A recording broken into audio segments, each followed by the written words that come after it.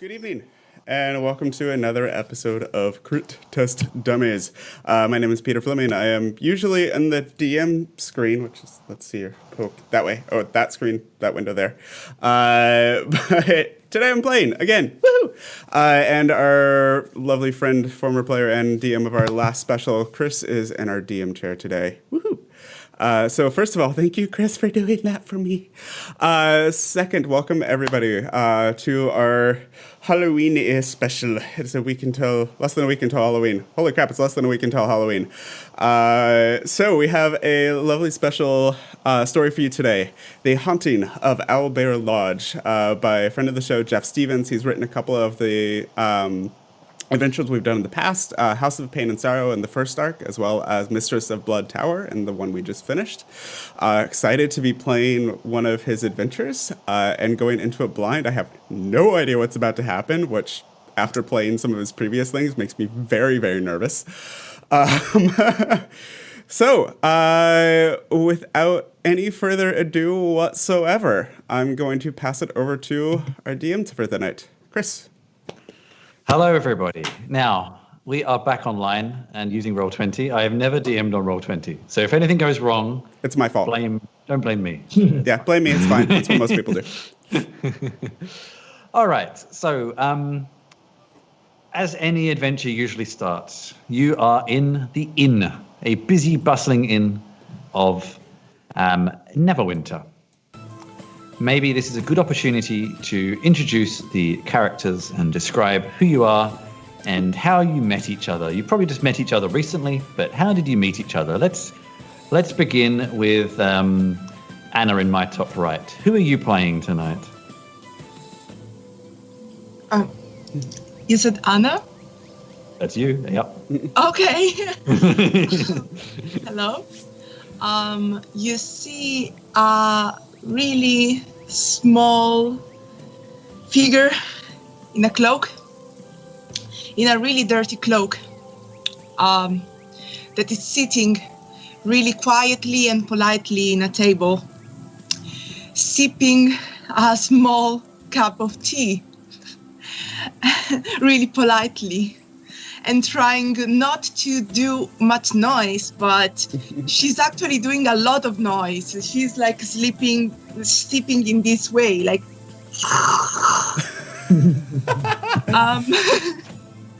It's a small goblin, and her hair are black and really, really messy. And her clothes are kind of proper and kind of like a ladylike, but really consumed by nature. Like, you understand that she was in nature for a while. And her name is Didi. All right. Peter, how about you? Okay. At the same table, you see another smaller figure. It's a gnome in a ornate and well cared for gray and light blue robes, with a circlet around his head and a little pale blue gem in the middle of it, sitting up very tall and just kind of wincing a little bit every time his goblin friend sips loudly on her mug of tea. Is Maurice, and he is this is just, if you sip one more time like that, I do believe, yes, I'm getting a vision that is going to be smashed on your head. All right. Moving along. Now, on my screen it says Fairy, but I don't think that's your name. Oops, sorry, my name is Shane. Shane, who are you playing for us tonight? So, seated somewhat behind Maurice is Pinch. He's the same exact height, same skin tone, and he's also wearing fairly like well-kept, quite colorful and sort of brightish colors that look like almost he's an actor or something like this, as if he's a sort of performer. And he has got these thick, bushy sort of whiskers all the way down the side of his the side of his cheeks, and he's got like this bushy set of like jet black hair. But his posture's slightly bent, and he's sort of squinting, looking around the room at any given time. And once Maurice starts to speak, he like leans in towards Maurice and starts to say, "Brother, what is it we're doing here?" Looking for another mark, brother. Another mark. The brothers will find another mark, and the brother will take it for himself. Exactly. Exactly. Right. On that ominous note, Luke, what are you playing for us tonight? Hello, everyone. I am Adonis, and I am pretty much the opposite of Anna. I sit at the bar with a large drink in my hand, loudly laughing and hitting on the bar like, and having a very good old time. He's kind of dark-skinned, is very balding. He only has a halo of dark black hair around his head, a big mustache twirled in the ends, and a stubble on his chin. And he's a dwarf. He's also a slightly shorter fellow. Not as short as the others, but... I did specify let's have short characters, and everyone has picked short characters. Short as no possible. particular reason apart from it sounded like it would be fun. yeah. Good enough Our reason. main enemy are high shelves. A +4 high shelf. Okay, it is getting later into the evening when through the throng of people comes a human, so a normal-heighted human, a fairly rotund fellow, looks fairly wealthy. He also looks like he's wearing kind of the badge, the coat of arms of Neverwinter. And he comes over. I guess Adonis just joined the party at this point. Oh, what's going on here? And he introduces himself. I rang the party. I brought the party. What am I thinking? Ah, you look like a fine, if interesting group of adventurers. You're just what I need. I am Lord Neverember of Neverwinter. Maybe you've heard of me.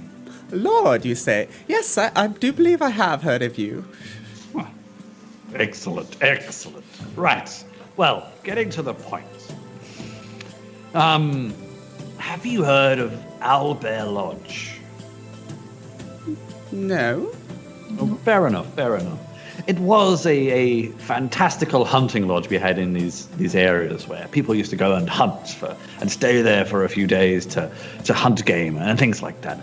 But we need to bring it back to its former glory, to bring more tourists, to be blunt, more people like yourselves into the area, bring some money back into the area. It's a short distance away in the Neverwinter Wood, hasn't been used for years, and yeah, we'd like to get it to reopen. We dispatched some workers there 3 days ago to locate the lodge, clean it up, get it back up to scratch, but we haven't heard anything from them. So I don't know if they're wasting their time. I do recall there's plenty of food and wine, or definitely wine, still very drinkable in the cellars. Maybe they're just wasting their time, or who knows what happened to them. Or maybe something else happened. I don't know. But what we would like you to do is, if you're interested, is go and gather up these workers. Their names are Raoul, Phoebe, and Lemon. And they each have a uniform, being workers of the city, green trousers, white shirts, and they have name badges, so you'll know if you find them. And if you have a map, here's a map. It's been abandoned for many years, so there's a trail, but it might be a little overgrown. If you could just find them, tell me what's happening up at the lodge, and hopefully, all being well, we can get it reopened and increase tourism. Are you interested? And we can discuss terms. What do you say? I'm really more of a specialist in seeing things from afar. What are those terms you mentioned? Oh, of course, fine fellow. Well, as a reward, we will give the city will give each of you 50 gold pieces. Free night stay when it's reopened. It's a fine lodge. We'll put you in the finest rooms, of course. And we'll give you 25 gold pieces food and beverage credit to be used here or in the lodge whenever it's reopened. How does All that right, sound? where do we go? Let's do this. 75 gold to find some workers. I turned to Pinch, like I said, waiting for a mark. Sounds lovely. I know Is there just what to do here. And I start I empty my beer and I put the last bit of foam on the table and stare in it, and I start casting augury. I'm just sitting there staring at it for like 1 minute, like, oh. Interesting. What an interesting way to finish a drink. Yes. So it's a bit late today, but if you want to set off tomorrow, and we have supplies here if you need to get any supplies, and we can also supply you with a mule and carriage should you so wish. I mean, it's not so far, but if you need that, just let me know. We'll connect you with all those supplies you need.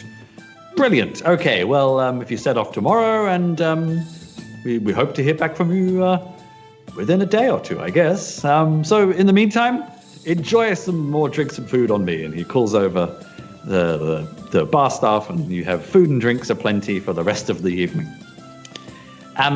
So bringing on the next day, are there any supplies you would like to find? And would you like to take advantage of the mule and carriage or not? I would like to take advantage of the free drinks, that's for sure. I have short little legs. I would be very happy to take advantage of the mule and carriage. Okay, fair enough. So the carriage is an old mule with spots of grey called Jim Jim. It's an ordinary open-air wooden carriage with seating for 3 medium-sized creatures and up to 9 in the cargo area. So I think you've got plenty of space. Is there anything you would like to acquire in town before you leave? I guess, well, we will need the water skins for sure. Yep. So Basic supplies are easy to find. Yeah. Yeah, we Yeah, can get nothing in some, particular. I don't know, rope or something as well. I stock up on alcohol. Since the Lord was paying, I just ordered a few bottles and took them with me. Probably no dwarven brandy here, but... Damn it. Finch stocks up on like these confetti popper things and other such sort of show spectacles. are there some perfumes, some things for ladylike in city that can catch attentions of BD?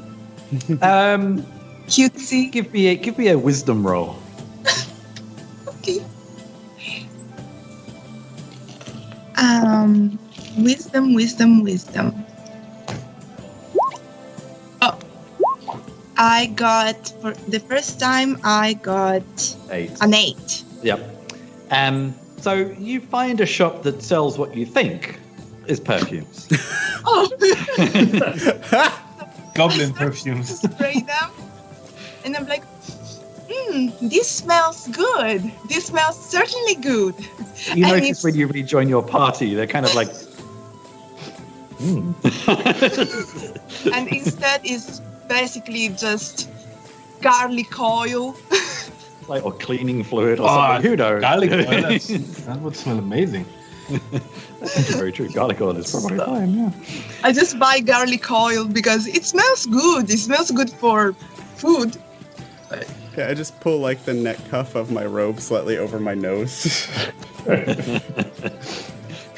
Brilliant. Okay, fantastic. So, with supplies gathered, you set out on Jim. And as you're looking at the map, and as the Lord described, at a certain point, this normal kind of traffic path becomes a little overgrown, and you sort of are aware that you're getting closer and closer to Owlbear Lodge.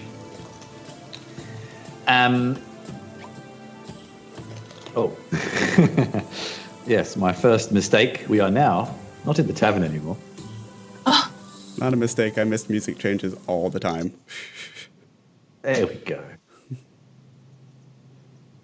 It's a slight delay sometimes. Yeah, it's all Is it good. changing? There we go. I just have you know, Adonis likes to sing very loud songs while he's traveling. Okay. Oh,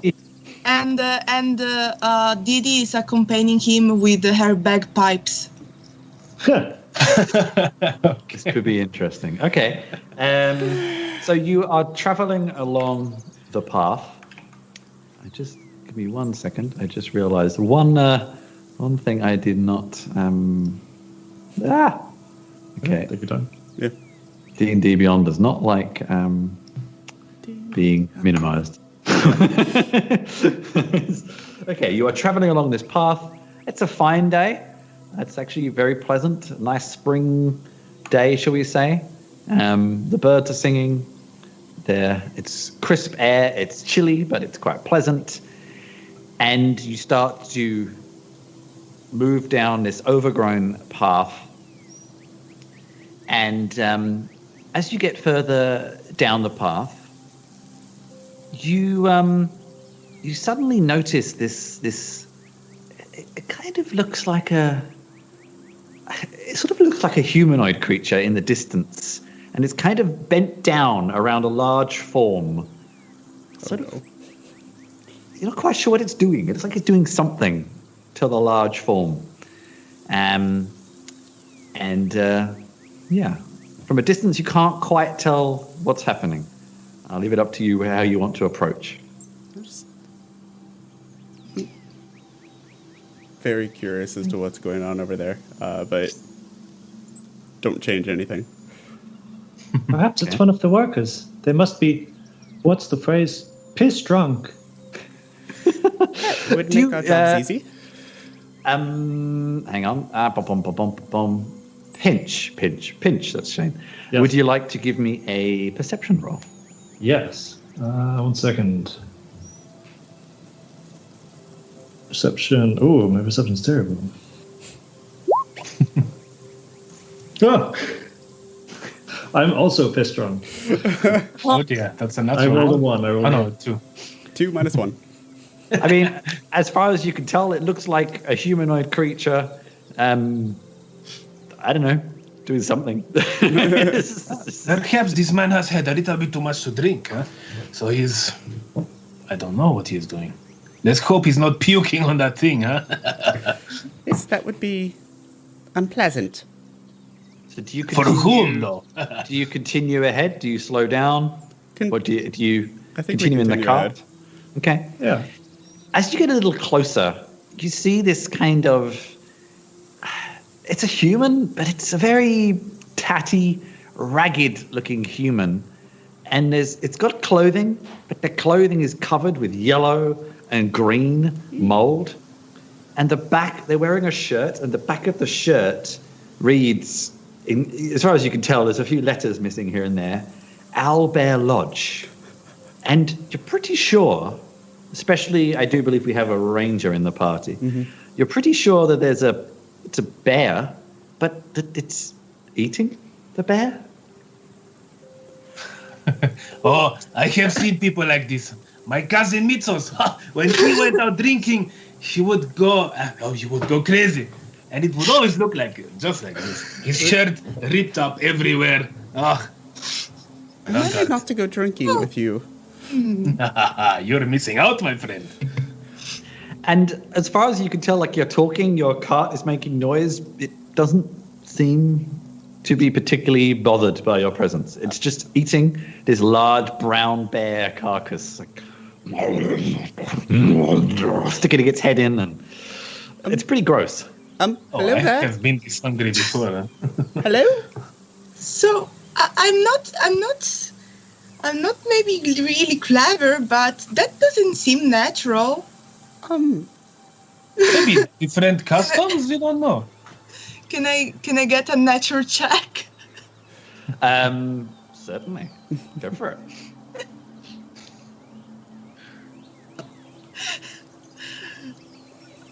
That is a +3 actually.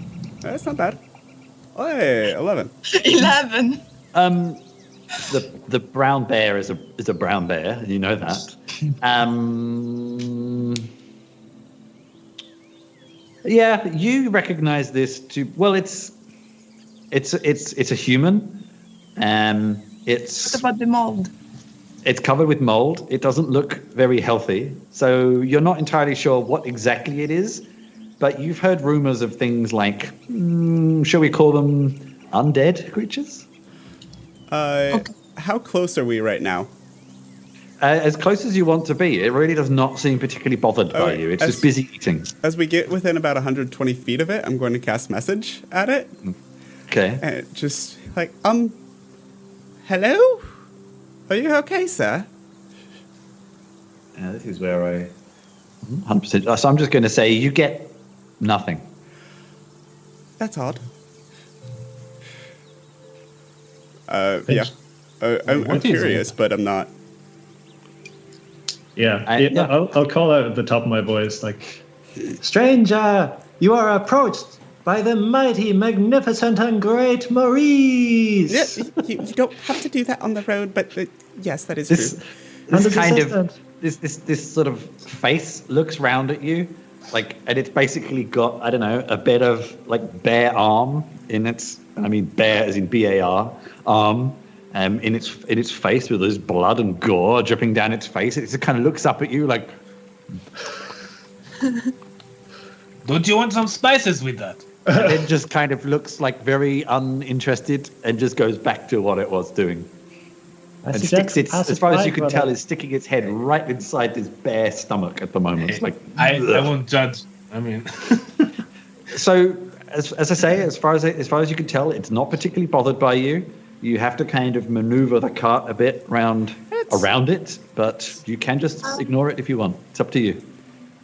Can I take a stick and try to take a little bit of that mold, of that yellow mold that he has?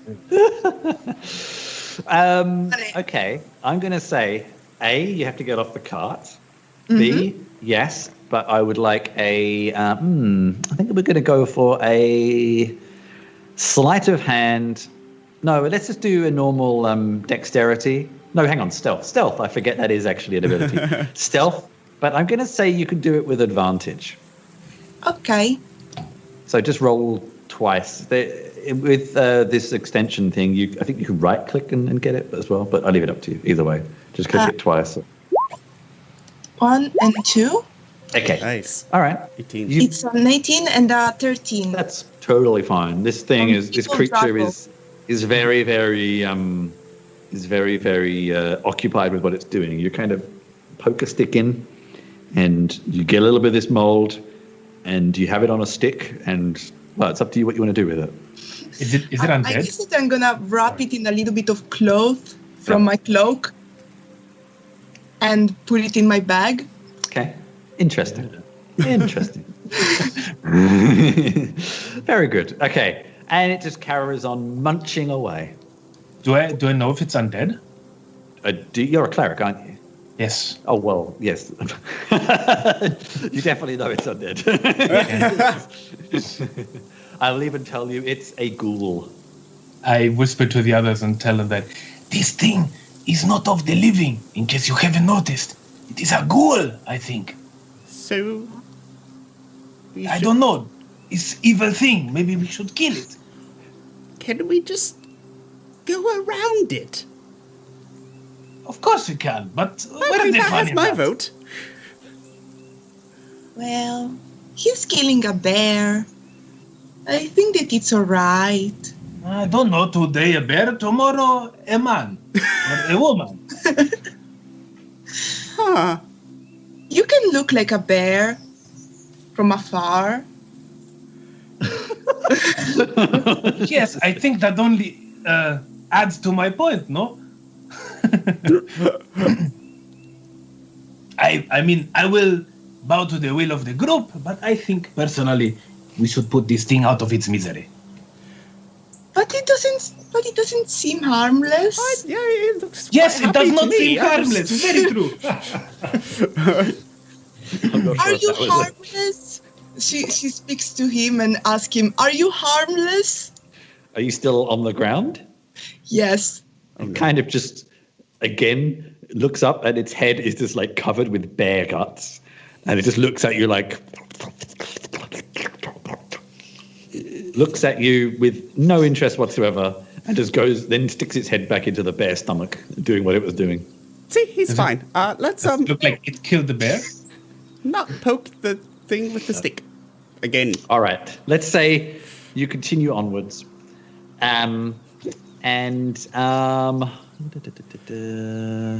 This Yeah. does not bode well for this. I don't like where this is going. Nice. It's a bad Okay. audience, brother. Let's hope there's It's not more more than of a these bad things. audience. Next up, I'm just doing a quick check. We have a cleric, a rogue, and a wizard. Okay, cool. Right. So, continuing along the path. After that strange encounter, you're kind of trundling along, and then out of the woodlands comes this sort of medium-ish. It's smaller than you, but it's larger than most kind of natural creatures. But not giant. It's small. I'm getting you very confused with my terminology here. It's like a kind of a large rodent with spikes coming out of its back. Just waddles out of the forest, and it seems particularly drawn to you, Dee Dee. It just kind of like comes up. It's got like a stick with what looks like blueberries on it, and it's just kind of like. Oh, And just kind of looking up at you like. give me that blueberries.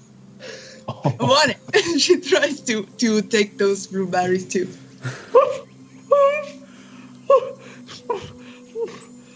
It looks very upset that you just did that. What are you doing? Poor thing. And she. Yeah. Why are you following me? She has animal handling. Okay. Do you also have anything like talking to animals or anything like that, or do you just want to just be nice to it? Yeah, nice to it. Okay. Like It pet actually, him. you somehow kind of actually give me a roll just in case you completely, just in case. All right.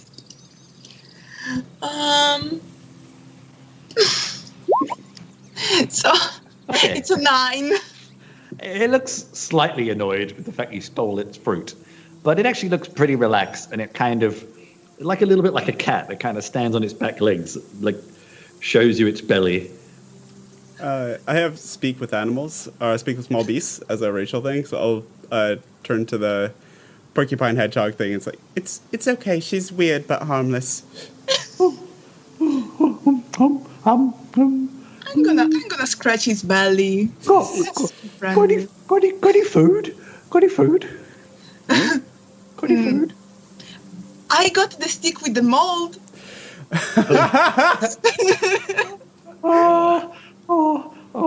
I'd rather have nuts or berries. Just to be clear, I can't understand them. They can just understand something. Oh, like right. this. Okay.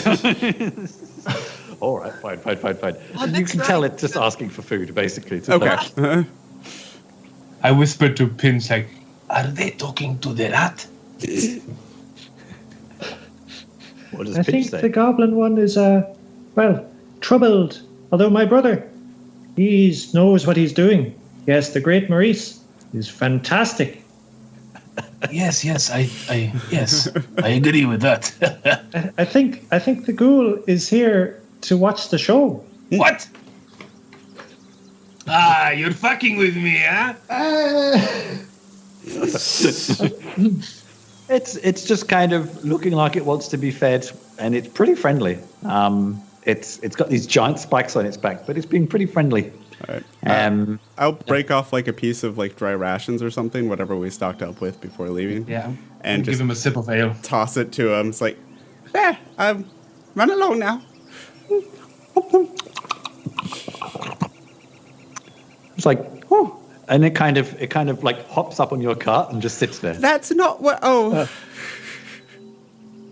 I'm gonna give him a little bit. I'm gonna put a little bit of ale in my hand, and I'm gonna offer it to him. It's very cute. He just like takes out its my little. stick with the mold and try to give it to him. Oh, it actually. So it looks very happy after the ale, and when it sees that mold, it's just like. It does not look happy about that. You're scaring it. You're scaring it. Put that away, huh? Okay. It kind of just sits on the back of the cart, like almost like it wants to come with you. Oh dear. Okay. I don't like So pets. that's just me. Okay, then worked yeah. with animals. Alright. Yeah. I start playing with it if it wants. Give it a bit more ale. All right. Well, I mean, it's up to you. It seems to want to come along with you, but it doesn't have to. You can just kick it out if you like. Looks like Adonis has adopted it. I like this little one. with your dwarven kind of hard skin, you kind of can stroke the spines without it even really bothering you. Okay. So just to clarify, Maurice. Yeah. You can't understand if it talks back to you. Yeah? I will speak with small beasts. You can communicate simple ideas with small or smaller beasts. That's it. Okay. All right. Okay, that's fine. It's a little porcupine. It seems to be quite friendly. It seems to like you because you fed it. It may come along with you for a bit. We'll see what happens. All right. So, after it's actually not very, very long trip, you reach Owlbear Lodge, and I will just get to the description.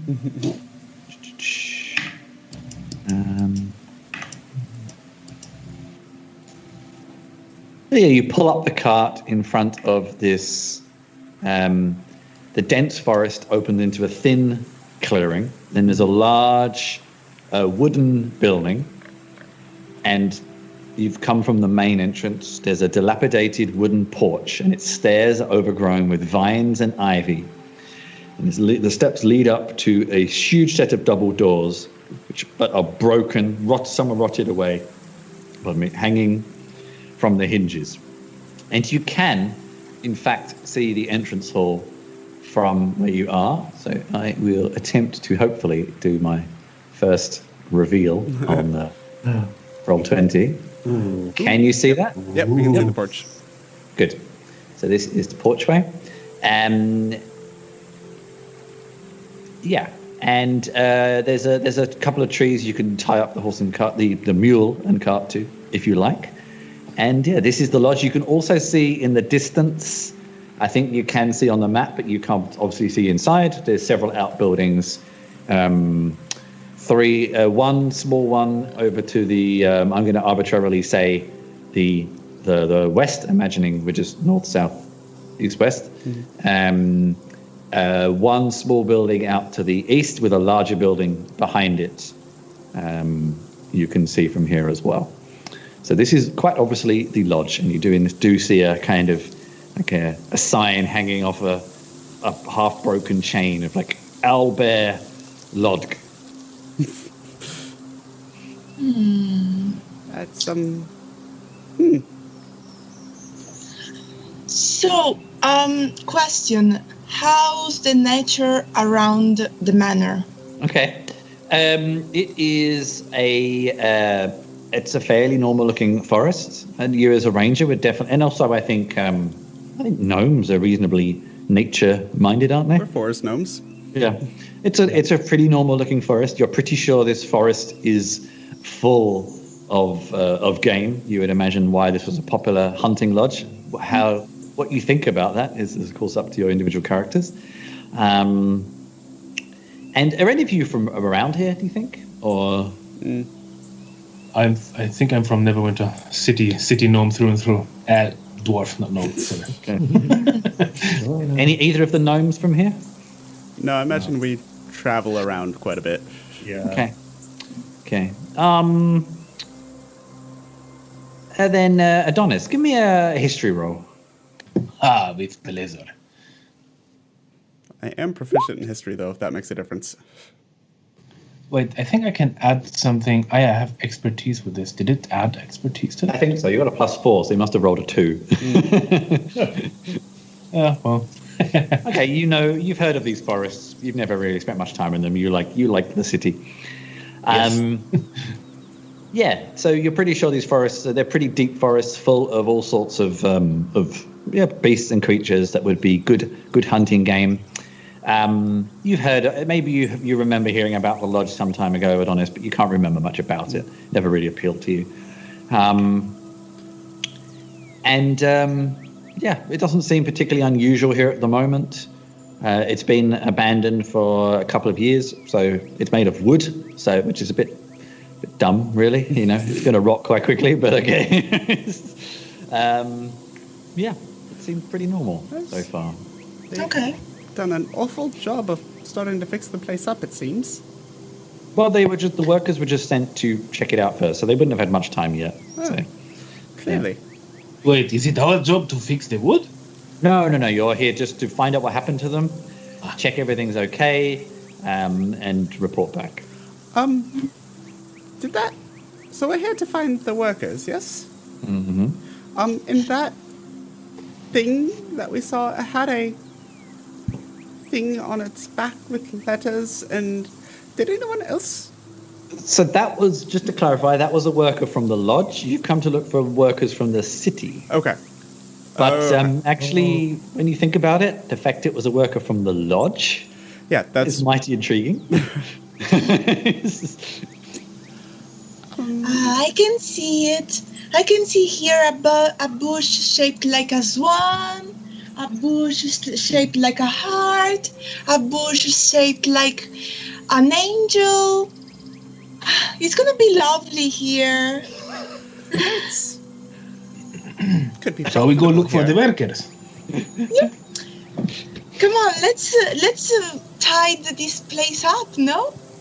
Yes. I start walking around the house shouting, "Workers, where are you?" All right, just as you are you all following Adonis, or is he going on his own? I'm tying the mule up and kind of shaking my head at Dee Dee and Adonis right now. All right. As they kind of enter, and we'll come to that in a minute. I'll reveal the rooms in a minute. You hear in the distance this strange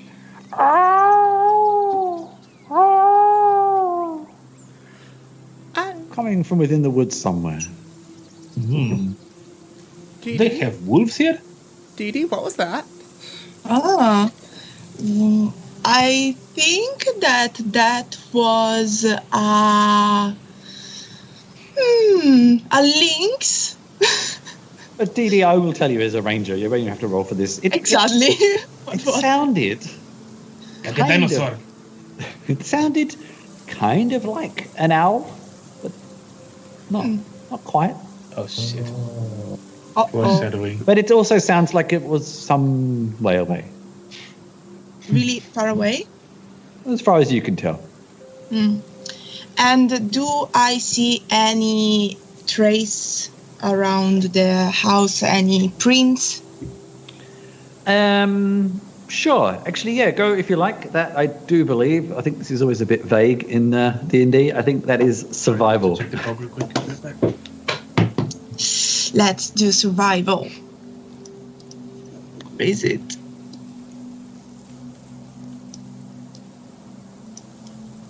Oh, It's so bright. Here you go. which side? Actually, this is also Or- sorry. This is also a perfect opportunity for everybody to drag their tokens on, I guess. Oh, yeah.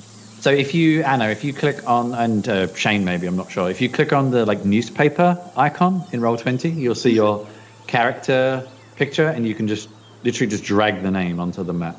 Mm. There we go.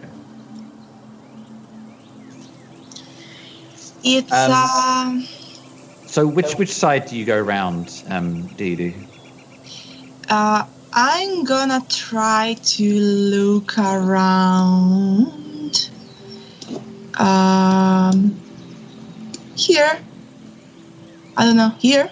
Can I move Okay. that much? So just as you walk around that way, you also see this other large building behind the lodge, which you didn't quite see before because it was obscured by it.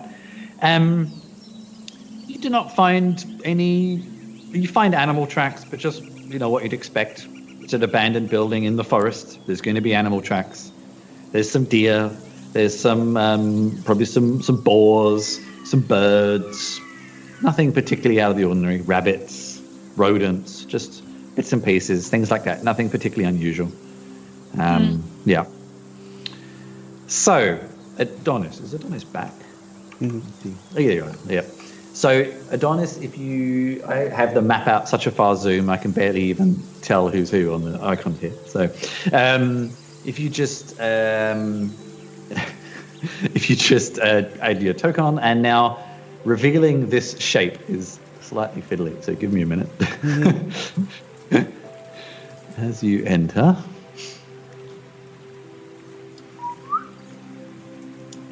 You see. It's coming. That's fine. The fiddly shape to reveal. It's okay. Actually, I can just do that. I suddenly realised the outside's all revealed. There we go. I don't have to worry about revealing the outside. It's already revealed.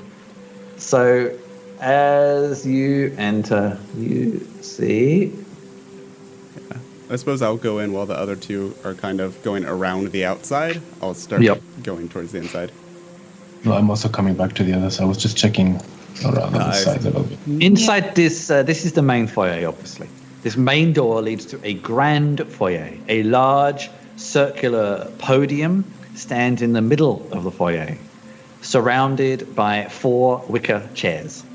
Across the foyer, a large black and white banner. I think that's just right at the far end, I guess. Here, Probably over the fireplace or something. Yeah.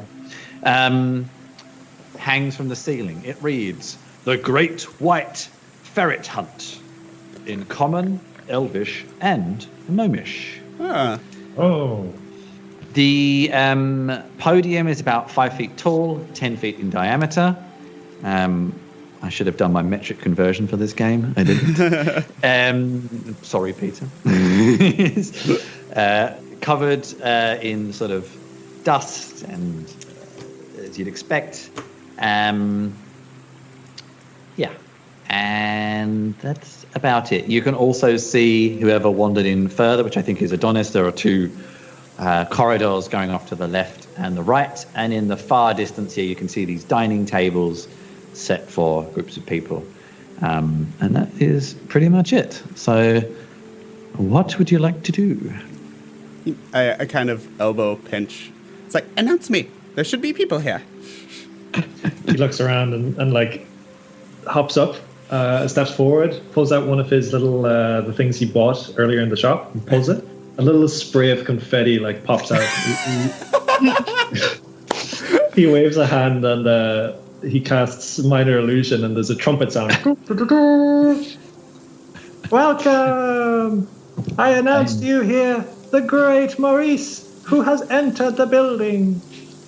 Can we never have 2 characters in a Crit Test Dummies scenario that are in collusion with each other? How did you get one of these guys, Maurice? That is quite nice. Oh, he's my brother. So, Maurice, you wait for applause or acknowledgement. Or someone to come in. Pinch, I'm like stepping onto the pedestal and trying to like strike a dramatic pose in my robe in my little gnomish form and waiting for the audience. All you hear are echoes and Adonis applauding, apparently. So. Bravo, bravo! Now, actually, Maurice, just as you get up onto this podium and you're kind of full of pride and pomp. And I can't think of the actual right word. Pride's a good one. Yeah. Make me a perception roll. Okay.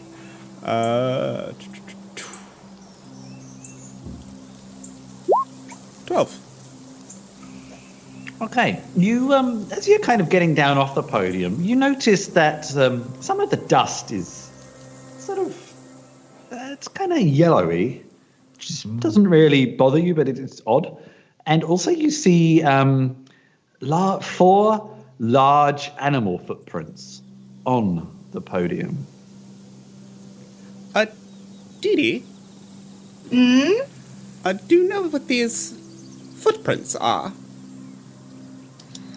Oh, let me check. And she starts to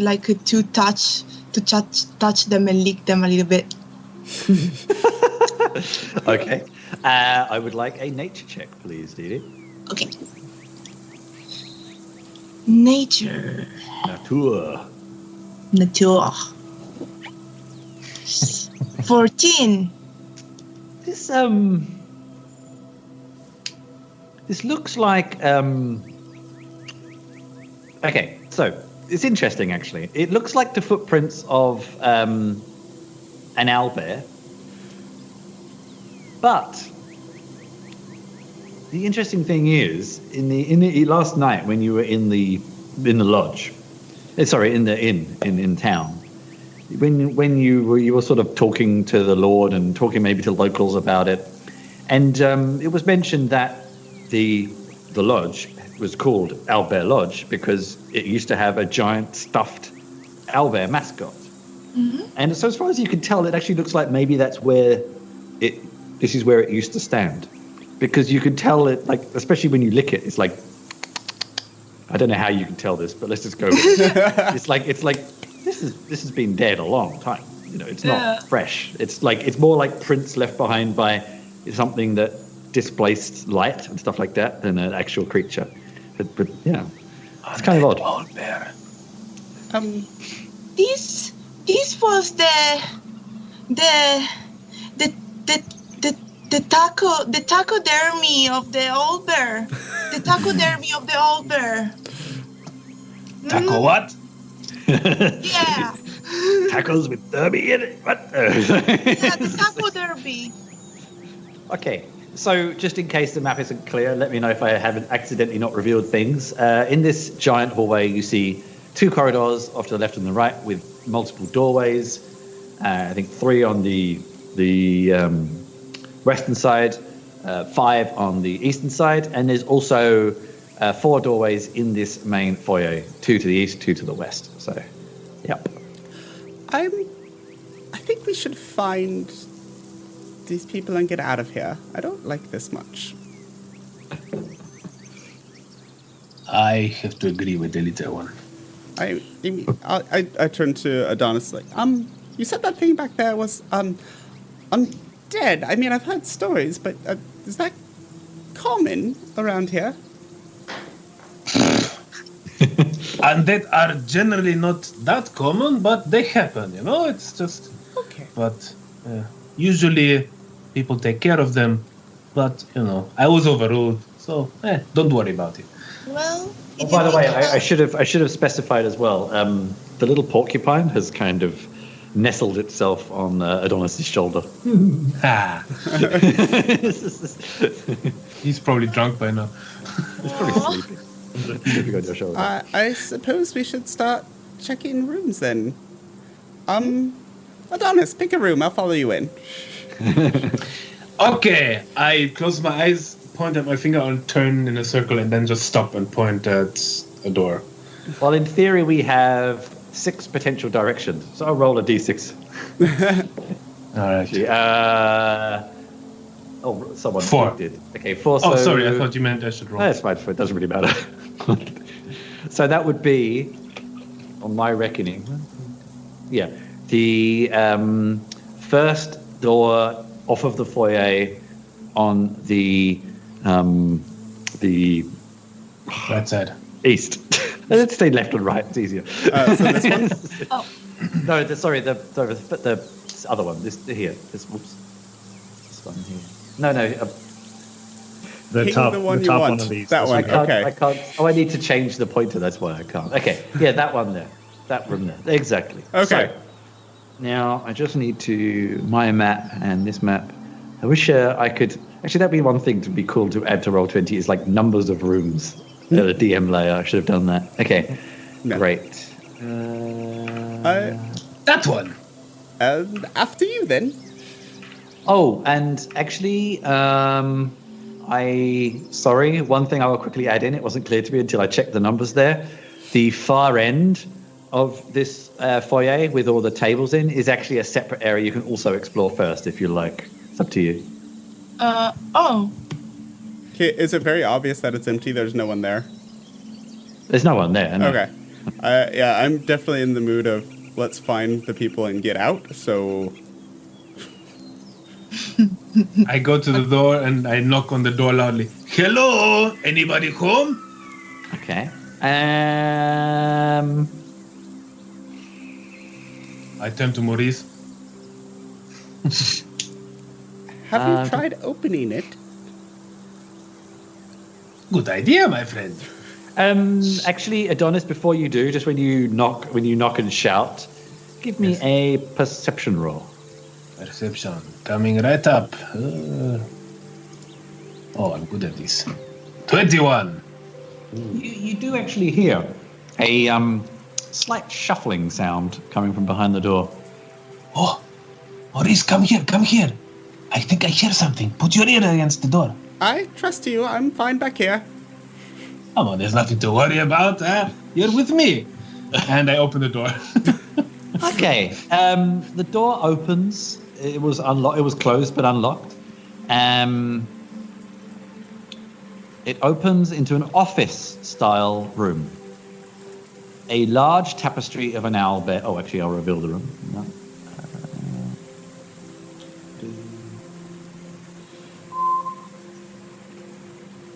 Voila. A large tapestry of an owlbear hangs on the east wall, nearby to a large desk. Its wooden chair toppled next to it. Two other chairs lay chaotically on the floor in each corner of the western wall. Standing in the southeast corner, that's it. Thank you, whoever does that. Thank you very much. I got you. And holding a leather scroll case in his left hand is a humanoid with its back to you. It is continually moaning and walking forward, bouncing off the wall, shuffling and just bouncing into the wall. Even though I'm 10 feet away, I will get the wire out so I can cast message and be as quiet as possible. Adonis, is that another undead thing? Where is the voice coming from? I'm kidding. I don't know. What do I see? I think there's a cleric. I do believe clerics have some sort of... Some clerics have Eyes of the Grave. I do That's not. part of their eternal divinity. That lets them ping undead. But as a general rule, no. I mean... Generally, does he look undead? Let me see.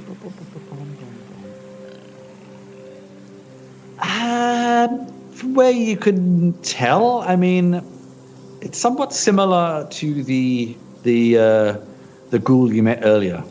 It's sort of tatty. Its clothes are tatty. Its skin's a bit kind of greyish looking. I turn to Maurice. I don't know. I mean, should I ask him? Yes, I don't know. I don't deal with undead. I talk with the spirits in the afterlife, not the freaking bodies there. Okay. Just wait here. I go talk to him, huh? Excuse me, friend. Hello?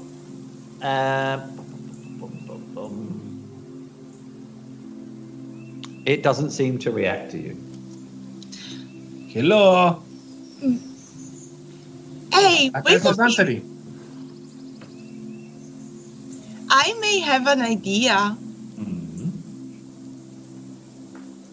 Go ahead. She takes out the stick. And she just came near him and tried to let him smell it.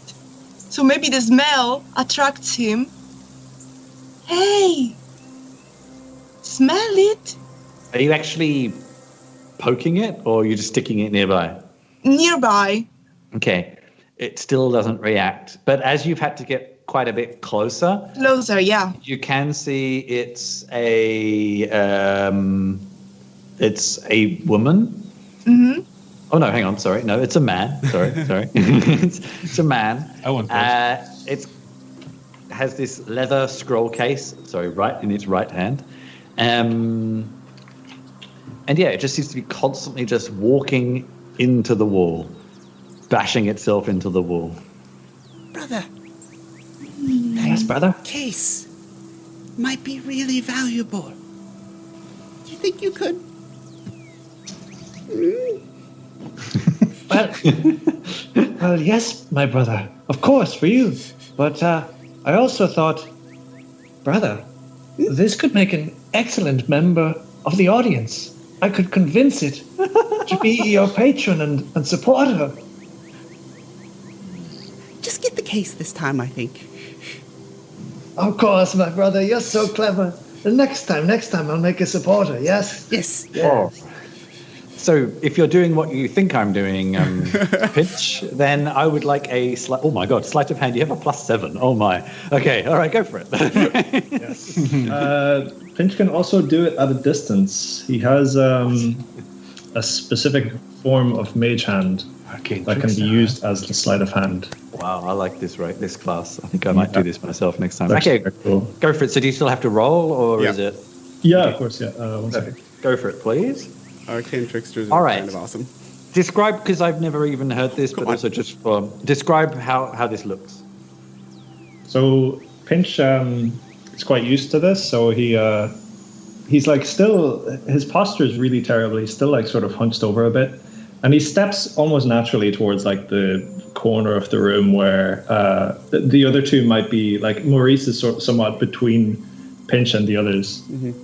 So he just sort of lifts his hands, and as if he was doing the movement himself, he raised both his hands and like sticks them out and does this, connects them and brings it back out, and completely invisibly the scroll case itself would feel this motion at the least, whether he succeeds or not. Brilliant. Okay, so this scroll ends up in your hands. Nice. Yeah. What would you? It's a leather scroll case. What would you like to do with it? He immediately hands it over to Maurice and says, "I've got it, brother. I've got it for you." Oh, Maurice, you what are would you like to do with amazing. And I will immediately open it and just like kid on Christmas morning. Well, in that case, inside it you find. A bomb. A fireball. Can you see this? Yes. Ooh. Oh, That's not a spell. Damn it. Let it be known that the owners of Owlbear Lodge and their customers may freely hunt game in the Neverwinter Wood as an act of conservation and population control. All game may be hunted except for the giant white ferret. And I look back at the giant banner that says Giant White Ferret Hunt. This beast is rare and magical and is off limits. Hunting this creature voids the contract and may result in negative actions against Owlbear Lodge, its owners, and its customers. All agreed and signed Herka, Tabor Mellet, and Juniper. What the fuck is this? The shout we heard earlier, could that have been the white ferret? No one? Anybody? It didn't sound Okay. like a ferret. If I know I come from the city, huh? So, all right. With that knowledge, if you're all in the room, there is this desk, tapestry, and there is another doorway out towards the south of the room. Did the Lord say anything about removing undead from the premise, or just find the guys? He did not say anything apart from find what happened to the workers and report back. This guy, does he also look like a worker from the lodge, or one of the... No, he does not look like a worker, or it does not look like a worker of any description. He actually looks, as far as you can tell from his tatty clothes, he looked pretty kind of well off, well-to-do. Didi. He looks a bit like he might have been quite wealthy. Oh.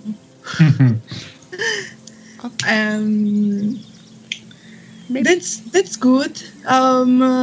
But yeah, I mean, it's a little bit like useless. It doesn't seem to have anything to teach her about society right now. Only about how to walk into a wall, which it is still doing. It's still just walking into this wall constantly. This seems to be something odd that happened businessy, and I kind of talk about the letter and then point back to the big banner. It's like someone didn't follow the rules, it seems. Shall we? So someone wants to check the desk, maybe. Oh yes, I was about to suggest. I'll do that. Okay. Searching the desk, you find signed hunting contracts, a dagger, perfectly good dagger if you choose to take that, a dried pot of ink, and a ruined quill, and another letter for you all to peruse. Hopefully you can see that. Number 5. Yep. Luke, this one's all you. Yes. Herka, good luck with the upcoming Great White Ferret Hunt. Oh, this one's not well. Let's hope that pesky druid doesn't catch wind of it. Oh, I'm headed to Chult soon to recruit some new customers. I think I might go to a Tyrannosaurus Rex hunt. Oh, big game, huh? Hunt while I'm there. Tabor. Okay. And Trouble. as you're searching Adonis, I would like another perception roll from you, please. Ah, my pleasure. It is a mighty 7. All right. I do apologize. Okay. That is what you find in the desk.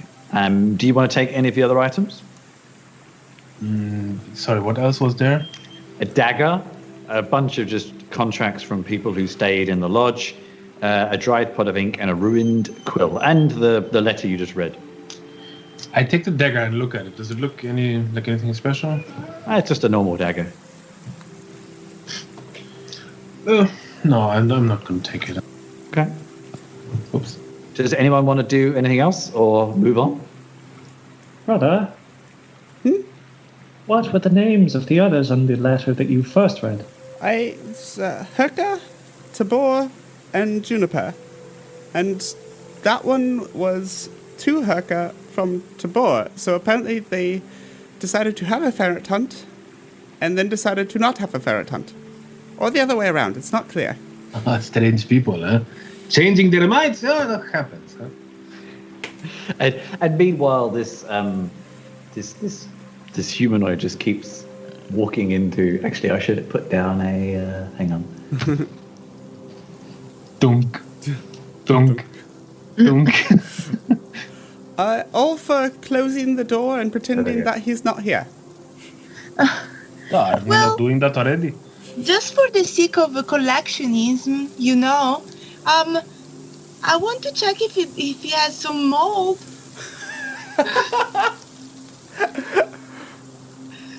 Are you collecting mold or something? Uh-huh. I am not one to judge hobbies. Look, I have like a little bit of purple mold, a little bit of blue mold. I mean, Very nice, very nice. studying it, this creature is paying absolutely no attention. Just keeps bumping into the wall. It's still like holding in its right arm the case, even though it's not there anymore. It's also covered with a little bit of like yellowy greeny dust too. Is the same yellowy dust that was on the pedestal at the entrance? Pretty similar, yeah. Alrighty. Okay, guys, that was the yellow dust that was where the taco derby was. Oh, Taco derby? I would like to see that. It was like the death Owlbear at the beginning of where the pedestal was. A derby with a bear? That sounds unhealthy. Do you know where the I think you're all pedestal? just. I think you're all just mixing up accents with each other. here Maurice right is now. just looking around right now, like, what the hell? just to Not the clarify. pedestal. So I'm just gonna close the door with this thing in it. Feel free to be on the other side of it. Okay, we are coming. All right. So does everybody leave the room again? Which door do you go out of, by the way? The one you came in or the other one?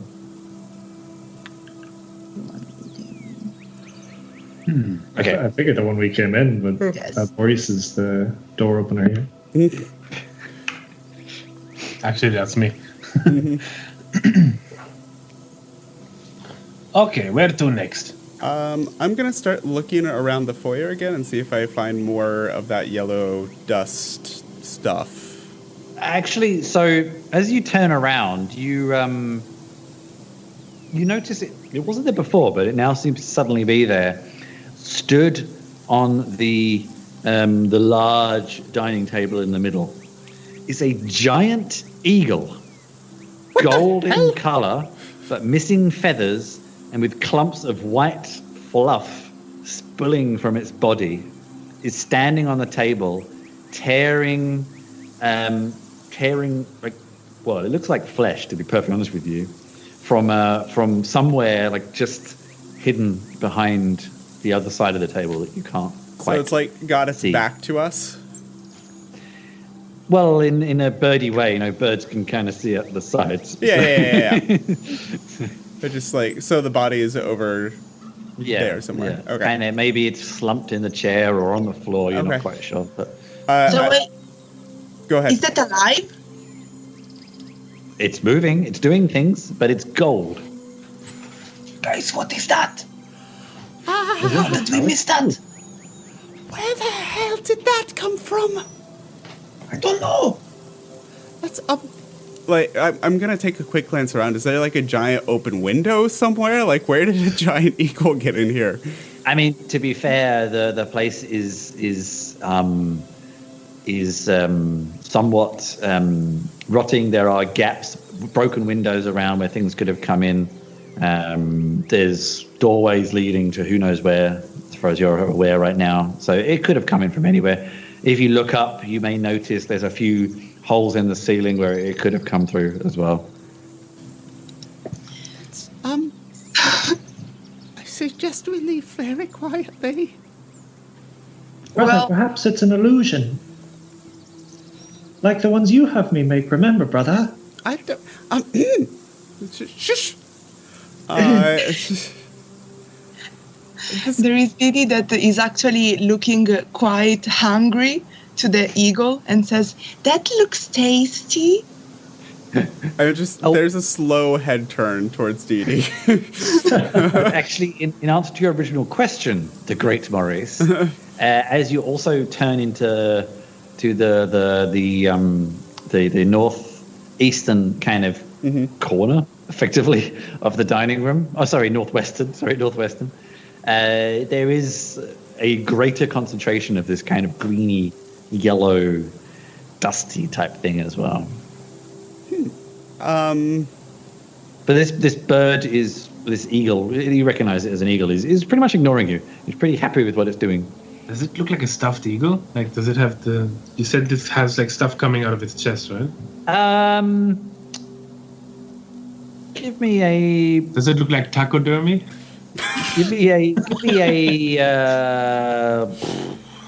perception roll. You're at a distance. Give me a perception roll. 21. Wow. Which again. You've hung out in enough kind of hunting and adventurer lodges in town. Yeah, it's odd, but it really does look like a taxidermy. It's strange. And then, eagles are not usually gold in color, so that's kind of what it looks like, yeah. That thing should not be moving. Well, maybe my brother's right. He says as if he's not used to forming that sentence. You should go check.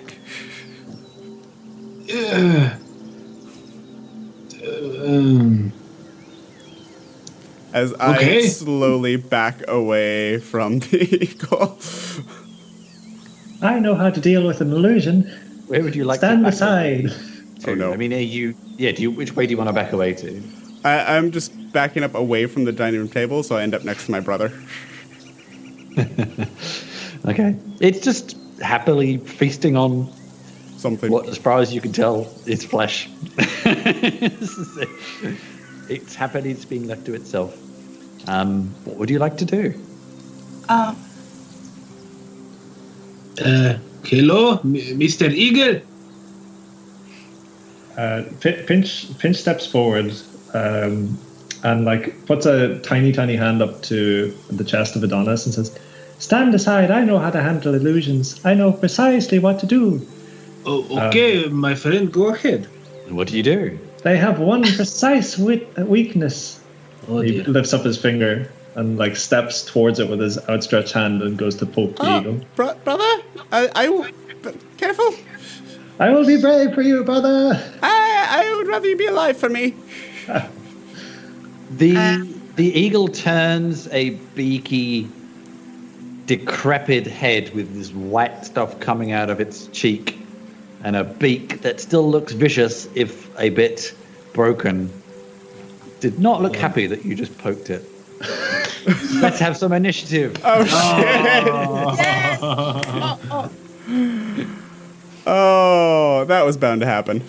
It's real, brother.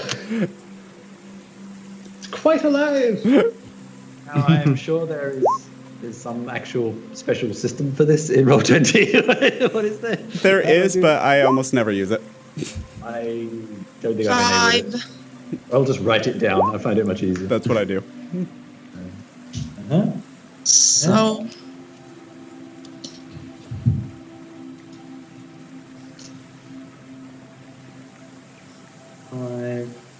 And pinch. 13. Okay, this eagle just flies straight at you, pinch, with its talons aiming right into your outstretched hand. I guess seems appropriate. I'm pretty sure that is a hit. I did write down your armor classes. I'm pretty sure that's a hit. You're 14. Yep. And clawing at you with these kind of, it's strange. I mean, you've seen eagles, I guess, in the forest, coming from the forest, and its claws are kind of like, there's a little bit of like flesh and not flesh because it's a stuffed eagle, which you've now already ascertained, and its claws almost look like they're mixed with sort of wires and bits of claw as well. Oh. It's kind of strange Ew. sort of creature. And that is 3 slashing damage. Illusions don't do that. And next up is Told you to be indeed careful. Pinch. Next up is Next is Adonis. I Adonis is believe. before me. right. Your initiative, Adonis, was rolled in right with all your other rolls, and I didn't notice it. So it's my turn. Yeah, Adonis, you're up. Yep. Um, And the eagle's on the middle of the table still. It's kind of on the table. It flew at Pinch's hand and then flew back to the table for sure. Yeah. Okay. Or how it's big is flapping around, maybe. Maybe it's flapping around. Let's go for that. Okay. how big is the eagle? Does it look larger than a normal eagle? No, it's normal, eagle-sized. So like medium. Officially, it's a small beast. Officially, it's a small beast. Okay. Yeah. for us, it's a big eagle. You see, Sounds nice. you see Adonis just put up his hand and say no, and he casts Sacred Flame. He has to do a dexterity saving throw, DC 13. Okay. It fails. What happens? Ooh, 1d8 radiant damage. Ooh. Huh? 4. And if it's undead, I think it takes extra Yeah. damage, doesn't it? It's not completely how that works. specified, but as they are I think it should mechanically be that. So so that's 8, is it then instead, or I think that's how it works. Yeah. can't quite remember. Only ever attacked undead, not run them. Yeah. Same. Okay, now Pinch. Yeah, you just got very nastily attacked by this strange eagle. What do you do? Pinch, after calling out that it's alive and so on, he whips out his like a kind of short, very thin rapier, and he wishes it about in front of himself, and he starts to chant while waving one other hand around the blade of the rapier. Maurice the Great and Pinch the Bold command you to stay still until you're told. And then he stabs at the creature. He casts Booming Blade. Oh, okay. Stab.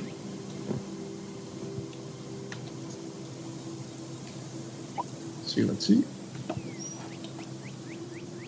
11. It's flapping about too much, and your rapier just narrowly misses. Curses!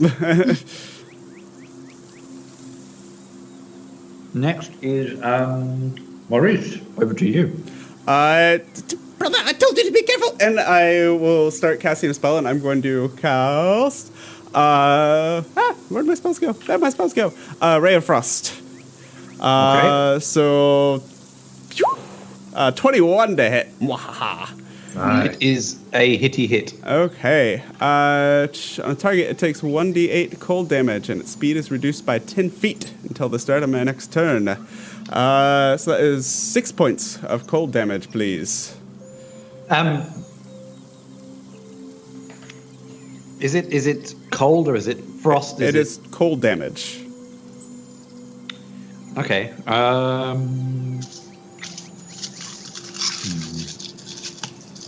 What happens? How does this cold damage bring this eagle to its last legs?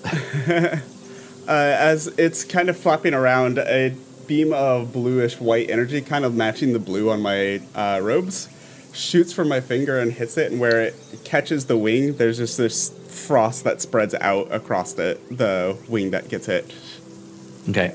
And actually you all notice this, especially, I think more yours because your damage is more physical-ish. It as you sort of blast this wing, this white cotton seems to just crash out of where the wing was. Okay. And it just down to the table. Yeah. Pretty much that kind of noise. That worked better than I expected. I mean, I meant to do that. Is it dead? I don't know. Dead You again? go Poke it. Pinch. Yes. You notice from where you're standing now, this kind of, you do notice slumped kind of over half on the chair, the other side of the table directly in front of you, and half on the floor, a body wearing green trousers. Then Okay. Pinch will approach the body itself and start to look Okay. around and say to the others, I think I've found something else. Oh, what'd you find? This it's a body. It's a female, a human female dressed with green trousers and a white shirt. And she does indeed have a name badge on her front. Mm-hmm. But the scratching and the damage from the eagle, you just see EB. EB. It must be Phoebe. I think this might have been one of the workers we were supposed to find. One down, two to go. I don't remember their names, actually. I'm sorry. It's okay. It was Phoebe was one of them. That's this person. Raoul and Linen, I believe. I brought lemon. It was actually lemon. Oh, So- lemon, like the fruit. Okay. Lenin, lemon, whatever. Okay, Amphibian so lemon. this person is pretty dead, huh? Yes, probably. Ah, that is a shame. Unfortunately, I cannot bring them back. I am still kind of new to this. How are they dead? That's the real question. I mean, there was a bird eating at it, so might have Agree something to with do with Adonis it. this time. Okay. So, the bird was taxidermy. We established that? I'm gonna, A taxidermy? yeah, a taxidermy. I'm gonna look around the eagle to see if it's also has that like yellow powdery stuff on it. It has a little, but to be honest with you, the corner of the room that I pointed out earlier, it has way more. Okay, I will go investigate the corner of the room that's covered in yellow weird dust. That is basically what you find. Okay. Yellow weird dust. Any Alright. indication of where Don't it eat the yellow dust. came from? What is there like drag marks? Does it look like a container of it spilled over? Like it rained from above? The body itself,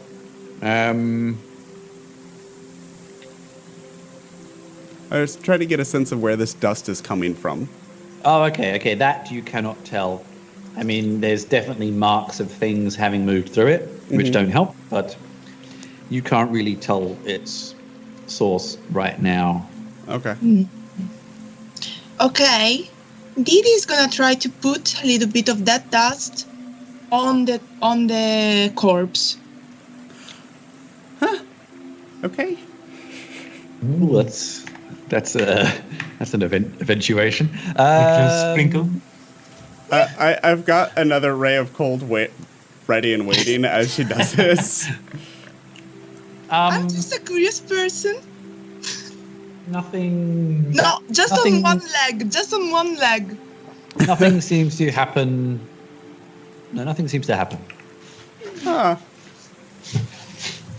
I'm awfully disappointed by that. Well, shall we find the others? Yes. Wait. Huh. Brother, What?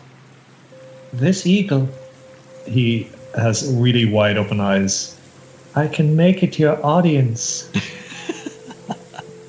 And he without even waiting for a response, he sits himself down and starts to cast Find Familiar. Jeez.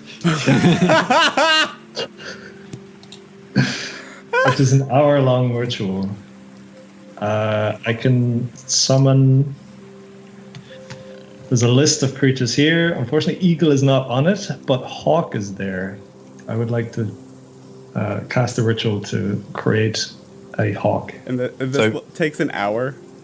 Yeah, so like Pinch just says this and starts the ritual, which I guess you're well familiar with. Yeah. So I guess you would know that it's going to take an hour, but he just begins. Oh, dear Lord. I turn to the others and go, it's best to just let him. Brother, if we start screaming, could you come help, please? Just nod your head. He's like in his ritual. He's completely focused. This could be interesting. Just okay. Let's look at the rooms nearby. How about, Yeah, where would you like to go next? let's maybe work clockwise, and I want to keep where I can see him working in this dining area. So I'll just go back to... Actually, yeah, let's go look to where the taxidermy owlbear thing was, and maybe check out the room next to it. So down here in the southeast. Does anyone have an objection to that? Doesn't look like it. Dee Dee just ran straight to the front door. So. Yeah. I'm gonna try. And just to clarify, I did just check. Radiant damage doesn't seem to have any extra effect on all undead. No, some undead will have a weakness to it or whatever else, but this- yeah. but the damage you two did combined was enough anyway, so it doesn't actually matter too much. So. Okay, so entering that doorway, room revealed. You are in. Yeah. Pull Adonis down with us while he takes care of his hedgehog/dog. Oh yeah, I forgot about. Actually, I forgot the porcupine can actually do something. I should probably mention that to him next time. It does it can have an action actually. I brought it in for fun, and then it reminded me that I actually need to do something with it. Just gonna have a zoo traveling with us by the end of this adventure. Anyways, the door opens to a room containing a grand but dusty billiard table, which I think you can see in the picture. Okay. A dartboard hangs on the north, east, and south walls. Yeah. A round card table, circled by 4 chairs, rests near the east wall. 2 withered figures sit at the card table. Hang on, I will drag some withered figures. They're not really sitting. You'll just have to deal with that. Hang on, how do I move it? No, I can't seem to move it. That's close enough. Yeah. And there's another one.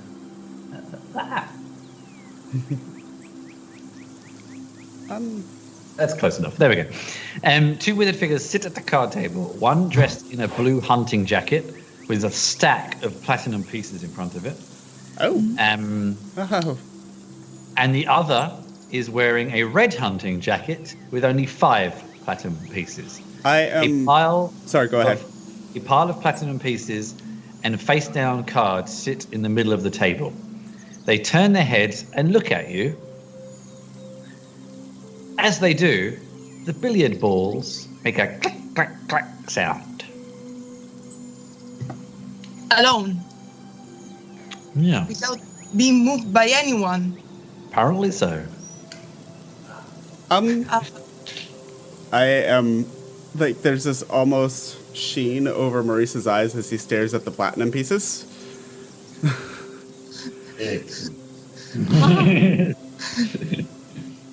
do you do? Hi, boys. Would you like a show? It would only cost 1, 2, 3, 4, 5, 6, 7, 8. And I count the platinum pieces. That many platinum pieces. They seem to be quite engaged in whatever game it is they're playing. They're just kind of sat there, staring at each other. Did they? The one in the blue jacket. Sorry, go ahead. Seems to be especially staring at the one in the red jacket. Did you say that they turned to look at us when we came in, opened the door, though? Yeah, and then they kind of look back to their game. That was a neat trick. I can do it too. And I cast Prestidigitation, and I make the sound of those billiard balls clacking against each other again. Oh, How did you do that? that's impressive. As you do that, you notice that it wasn't any kind of spell. It's actually a withered-looking rat. Mostly more bone than skin is kind of just running around the table, knocking the balls around. Does it look like a stuffed rat? No, it looks like a normal but very rotten rat. I turned to Adonis like, can rats be undead? Everything can be undead, as far as I know. Even dragons. Oh, dragons. Oh, undead dragons are really bad business, my friend. Undead? No, I did not fight them, but I know, it happens. I would not have a chance against a dragon, my friend. This place needs to be cleaned really badly, huh? Apparently. I'm going to cast Minor Illusion. Okay. And I'm going to make it look like a dart goes flying across the table and into the dartboard to the north to see if it gets their attention. They follow it. They seem to be. There's a slight reaction, but they seem to be pretty engaged in the game, which basically seems to be the one in the blue jacket, waiting for Red to do something. Oh wait, and neither of them are like playing cards or anything. They're just sitting and staring. Just to clarify, yeah, they have piles of cards in front of them, different numbers, and piles of money, different numbers, different quantities, and yeah, blue is kind of sat there staring at red, whilst red is sort of looking at its deck of cards. Is there something on the chairs that are empty? Like any symbols?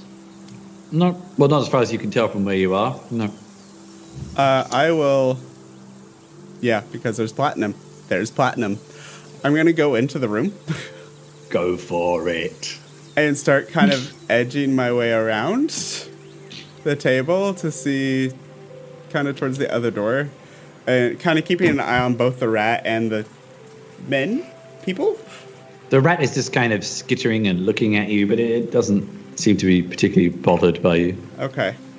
And I will clarify, as you get closer, you notice that the dartboards do have some darts in them as well. Okay. Some of which they're kind of all the tips that you can see are all slightly different colours from each other, and the feathers look quite nice as well. Huh.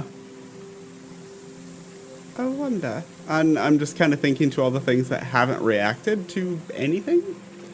And I'm going to cast Mana Illusion again, and I'm going to make it look like the platinum is falling off the table.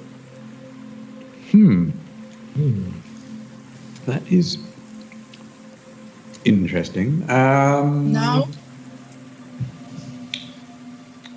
How would a creature normally try and tell if something was an illusion? Is it wisdom? It's usually intelligence, I believe. Yeah, I think so too. But with minor illusion, if they try and touch it or like try to grab it as it falls, they would also notice.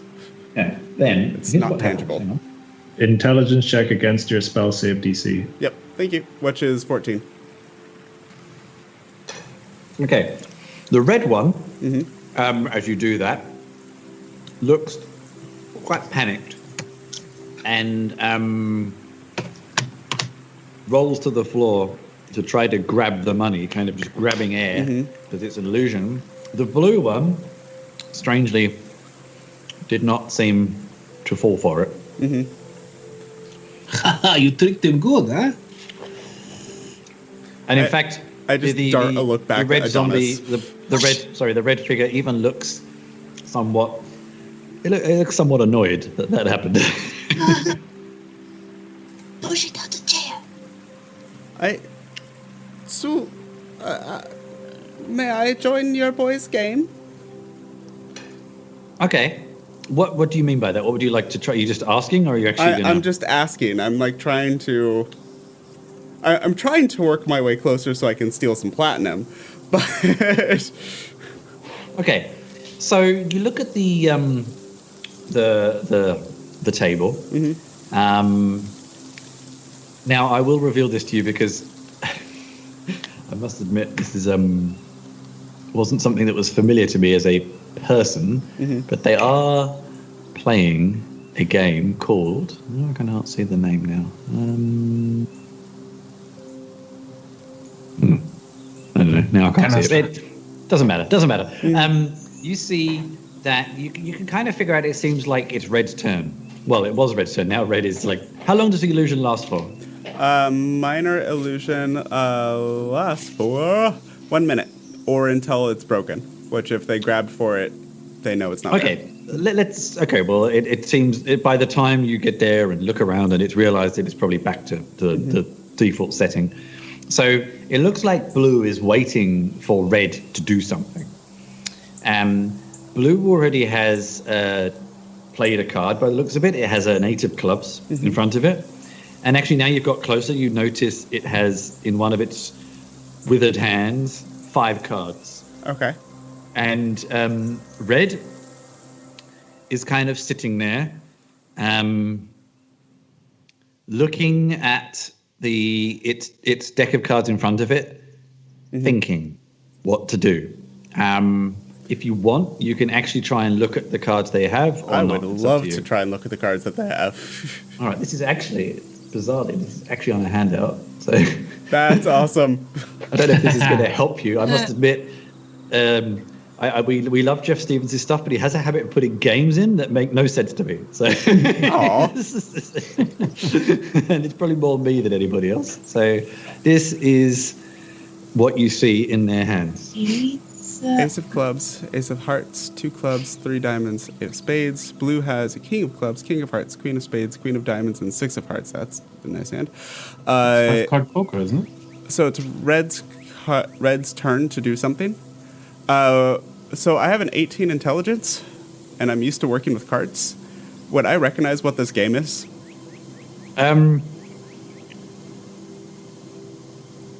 Sure. Yeah. Okay. So, as far as you can tell from playing lots of games and the hands you see, as far as you can tell, blue is waiting for red to do something. Red is trying to decide between 2 choices. Discarding one of their aces and hoping to get a 5. I don't know why it wants a 5, but that's or What? Doesn't make any sense. trying to get another ace. Oh. So it's thinking what to do exactly. It's trying to replace its ace with another ace. No, it's trying to decide between the 2 options. So I will Oh. take a look at them and recognizing the game and knowing that those are probably the 2 plays that they're looking for. I will take the wire out to cast message again and cast so just the red player can hear me. The 5 is much more likely with those cards. Now, does message work on Undead? I have no idea. You point your finger toward a creature within Oh. range and whisper a message. Understands languages it knew in life. Okay. What language did you choose? Common. Okay. And what did you say again? Sorry. That the getting a 5 would be much more likely than another ace. Okay.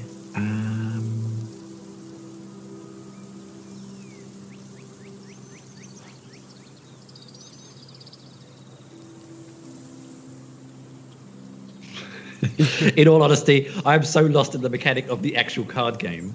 Then that I make it don't up want to then. get bogged down. Huh? Make it up then. Yeah, exactly. That's what I've literally got to do because I'm confused with it. It kind of gets this idea in its head and starts playing again. Okay. And it picks up another card, which in this case is actually an ace of diamonds. And now it's kind of sat there thinking again. I cast minor illusion so it looks like a 5.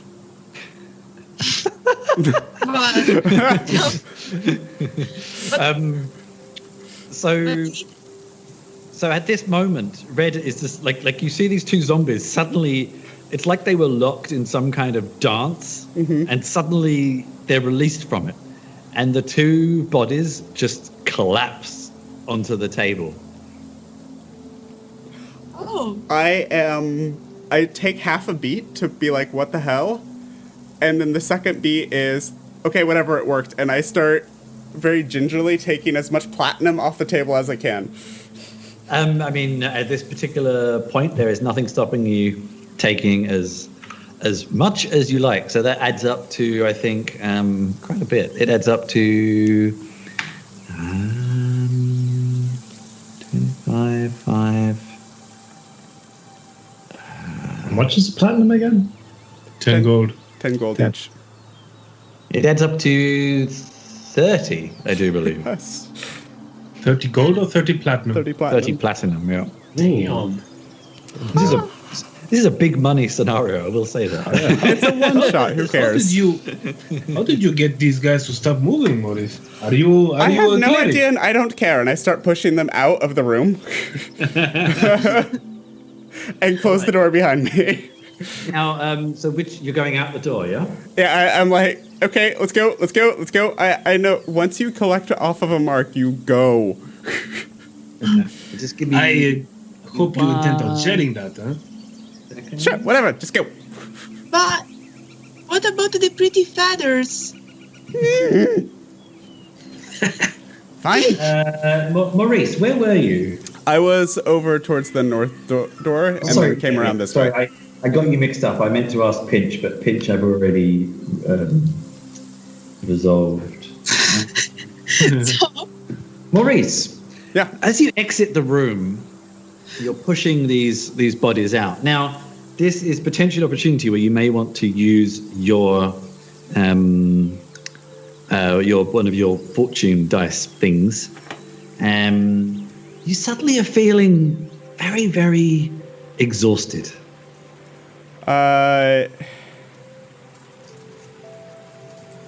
Oh, did you just do a secret roll for me? Okay. I mean, I need to know mechanically. Yeah. which one would you like to use, and what is the result? I lost where I wrote down what my rolls were. 16 and 12, I 16 think. and 12. Yeah. What was the roll for? So I have to make the decision before the roll, but I can know what I'm rolling for. Oh, man. Okay, well, I will...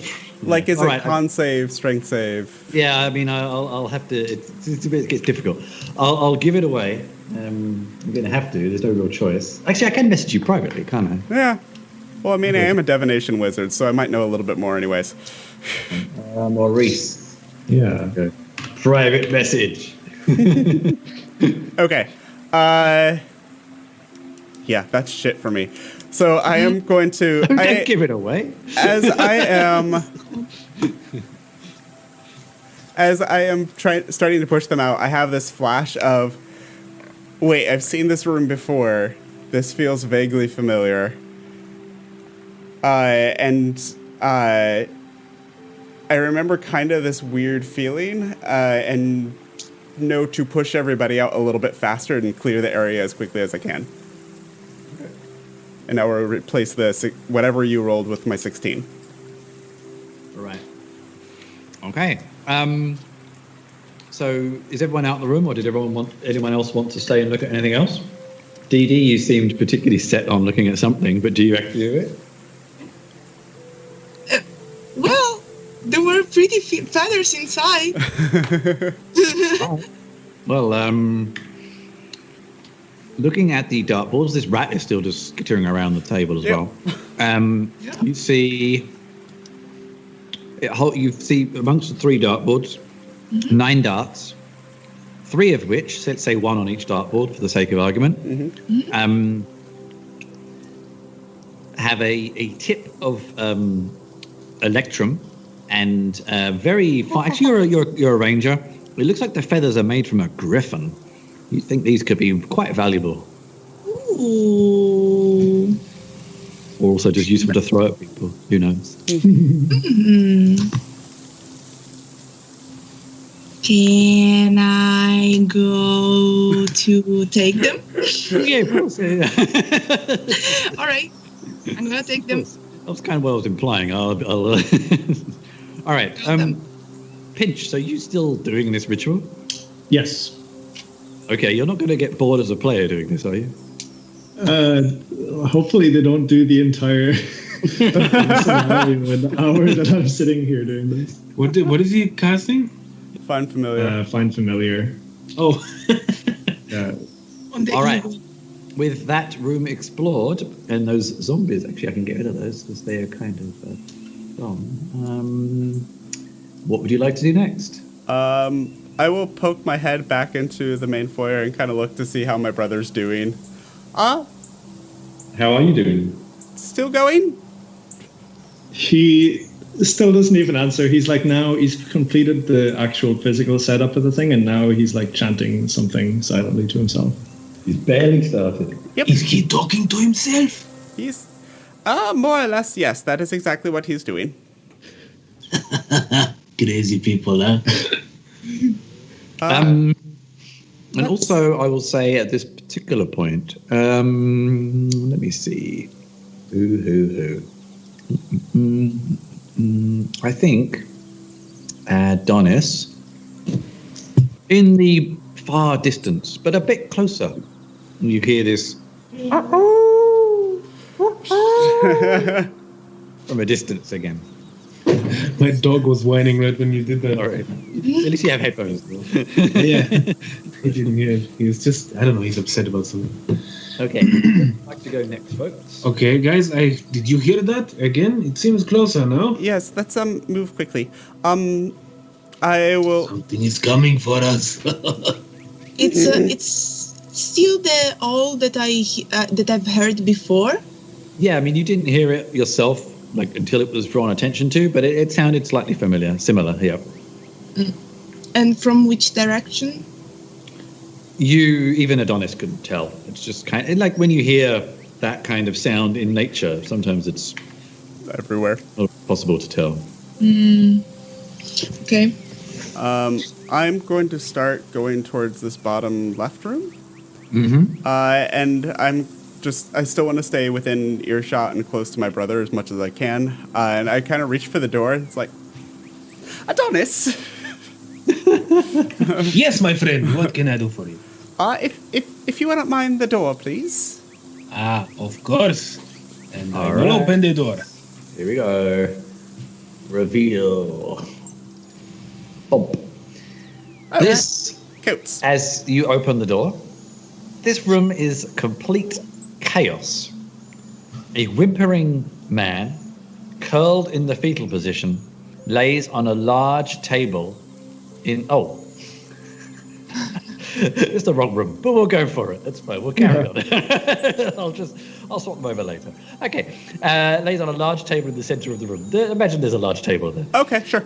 3 featherless, withered birds hop near the table, flapping their wings as they attempt to fly, and a large, emaciated boar stands on its hind legs, leaning against the table. What? What the hell is going on? Are There is you a lot happening in this small room, huh? are you also undead? And I'm yelling at the guy. He just kind of like in the midst of the like panic of this person, like, Raoul, Oh, he's one of the ones we need. you can help me, please help me. Well, of course, we're being paid to. Of course. I think at this particular point, let's have some initiative again. Okay. And I'm going to get some things on the table. Initiative Yeah. Oh, wow. Okay. 15. 22. And 9.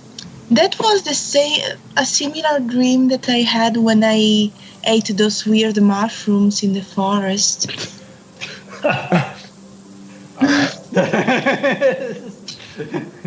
was that in real life or was that in the game?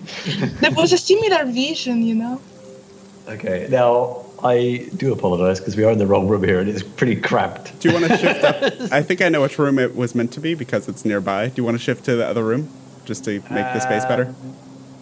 Maybe we will. Let me just double check that you were indeed correct before we make that assumption.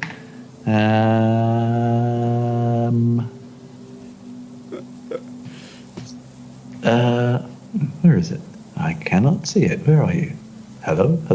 No, they're nowhere near each other. So we'll carry on with this. Okay. There's just going to be a giant coat rack later, and that's going to be kind of awesome. Yeah. All right. I'll get it very soon.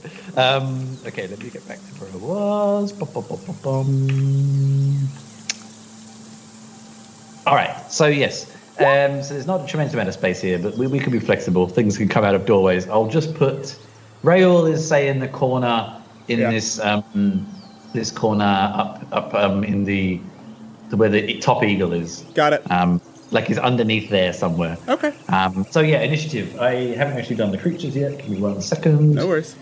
I just need to. Okay.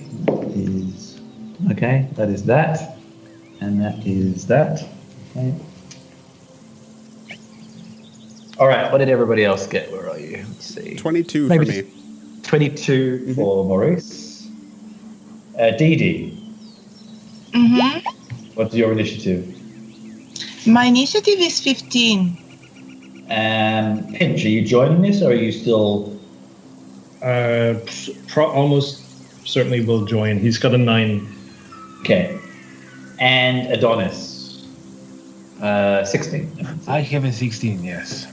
All right. Maurice, you open the door first. You're up first. I see all of this. And what non-creature objects are lying around this room? It's basically what you can tell very, very quickly is it looks like an old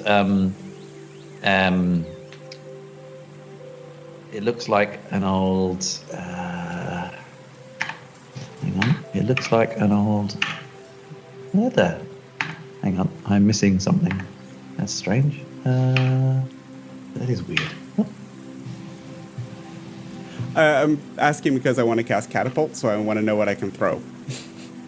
What would you like to throw? It might be easier at this moment in time. I don't know what's in the room besides the eagle's boar in person. Can't seem to. Hang on. I cannot actually Throw the person. Has to be 5 pounds or less. I may have discovered a slight bug in the game. Hang on. Hang on a minute. Is it me missing something, or is there a slight bug here? Let me see. Oh, I see. Okay. Jeff, I've discovered a typo in your game. I'll tell you later what it is. There is a slight typo. It is basically a closet room. Okay. Containing hunting jackets, rain gear, cold weather gear, this kind of stuff. Cool. I'll take one of the boots that's lying on the ground, and I'm just going to, with my hand, and make the boot fly at the boar. Okay. It needs to make a dexterity saving throw, please. 14. Okay. It's too focused on attempting to attack Royal and does not dodge at all. Cool. Takes 3d8 bludgeoning damage. Oh, okay. It's 14.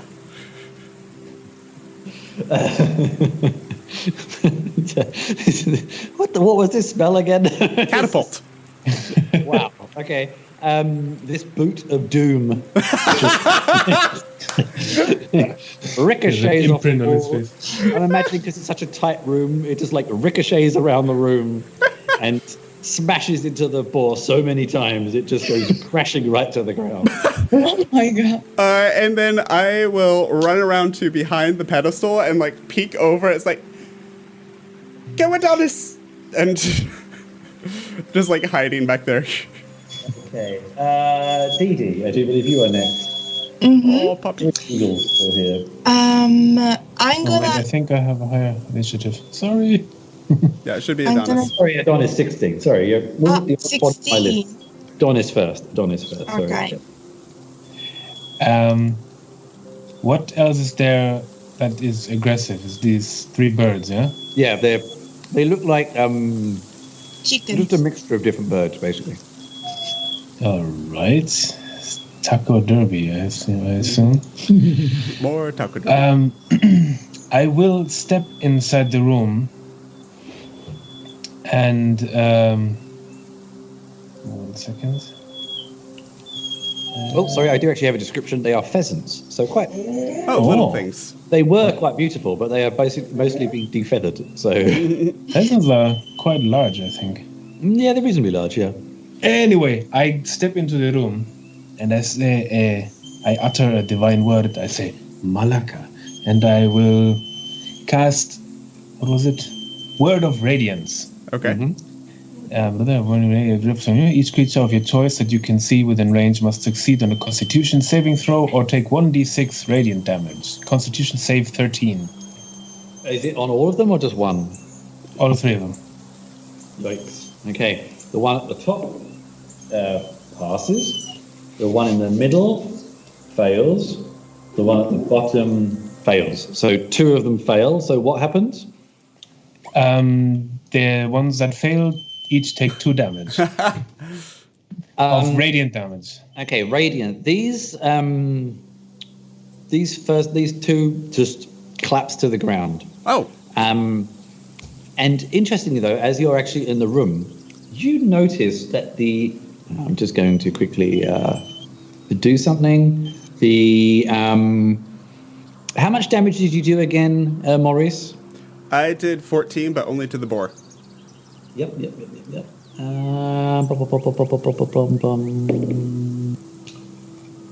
Okay. The boar kind of looks like it's sort of twitching a little bit. You notice, Adonis, but we'll come to that later. Oh, dear. Anything else you want to do? Any bonus actions or anything like that?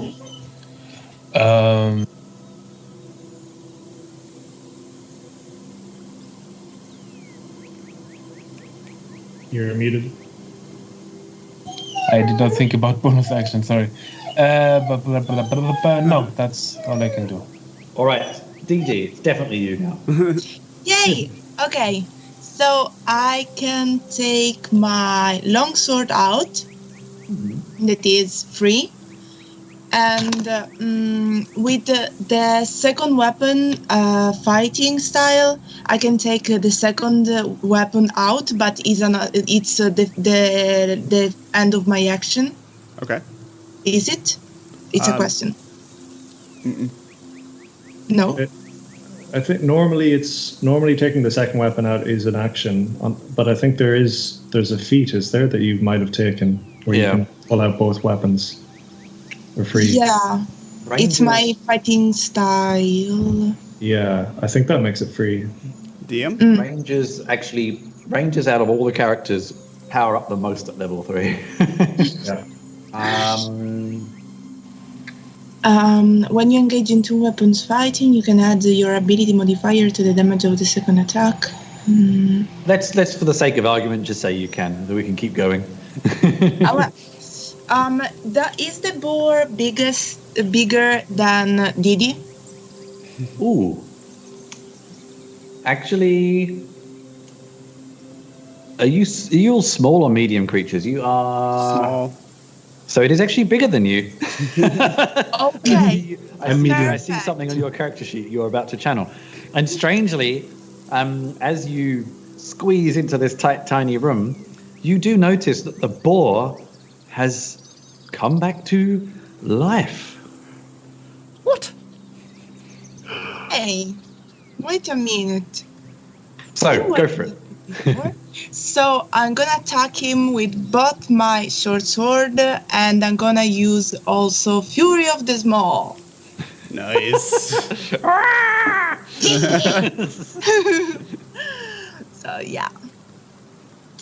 Which means that where are my short sword here? Oh my god, equipment, yes.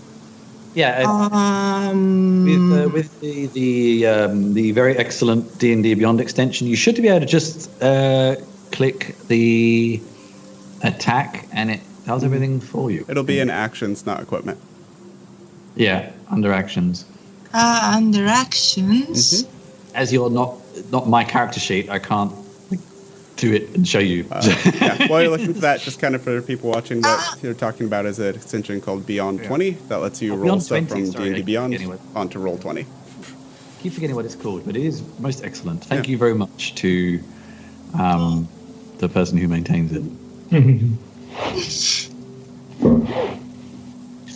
Attack, action, bonus action. Yeah. So if you just click on the weapon under actions, and it should roll it for you.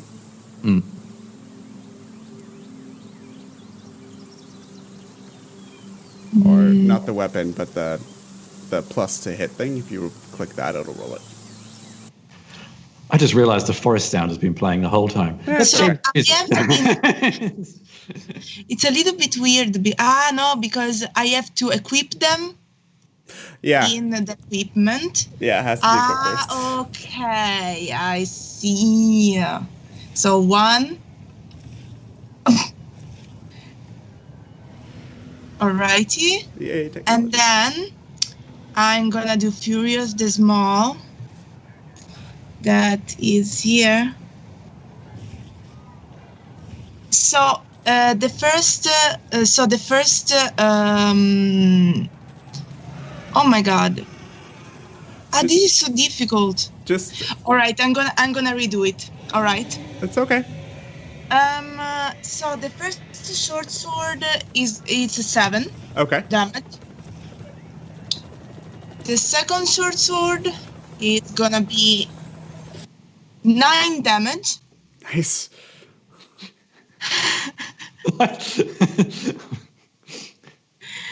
And then, wait a minute, because and the Fury of the Small was add Colossus Slayer damage. What should I do? Yes or no? I might give you a hint. I'd say no. No. Okay. It's only a boar. I'll help you ever so slightly there. Okay, and then I said 9 with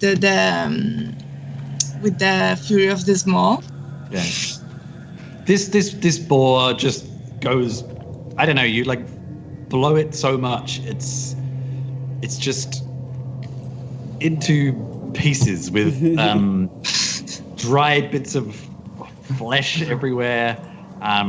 Bits of the stuffing everywhere. Like there's so much stuffing flying around. You and Adonis are kind of like just.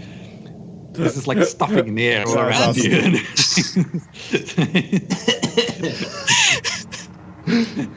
Wow, that is Good job, Didi. ferocious. Pinch, do you want to do anything, or are you gonna stay out still? I mean, everything's been quite murdered, right? I think he'll just call. He'll call out, brother. Do you need the assistance of the hand? Really? I think I'm okay. Yeah, so he wordlessly goes back to his thing. Okay. It is now the Lone Eagle's turn. One more eagle left. Indeed. It flies at, let's say, Adonis, seeing as you attacked its friends, its pheasant friends. And this is, flies at you with a gnarly, nasty beak. And that is,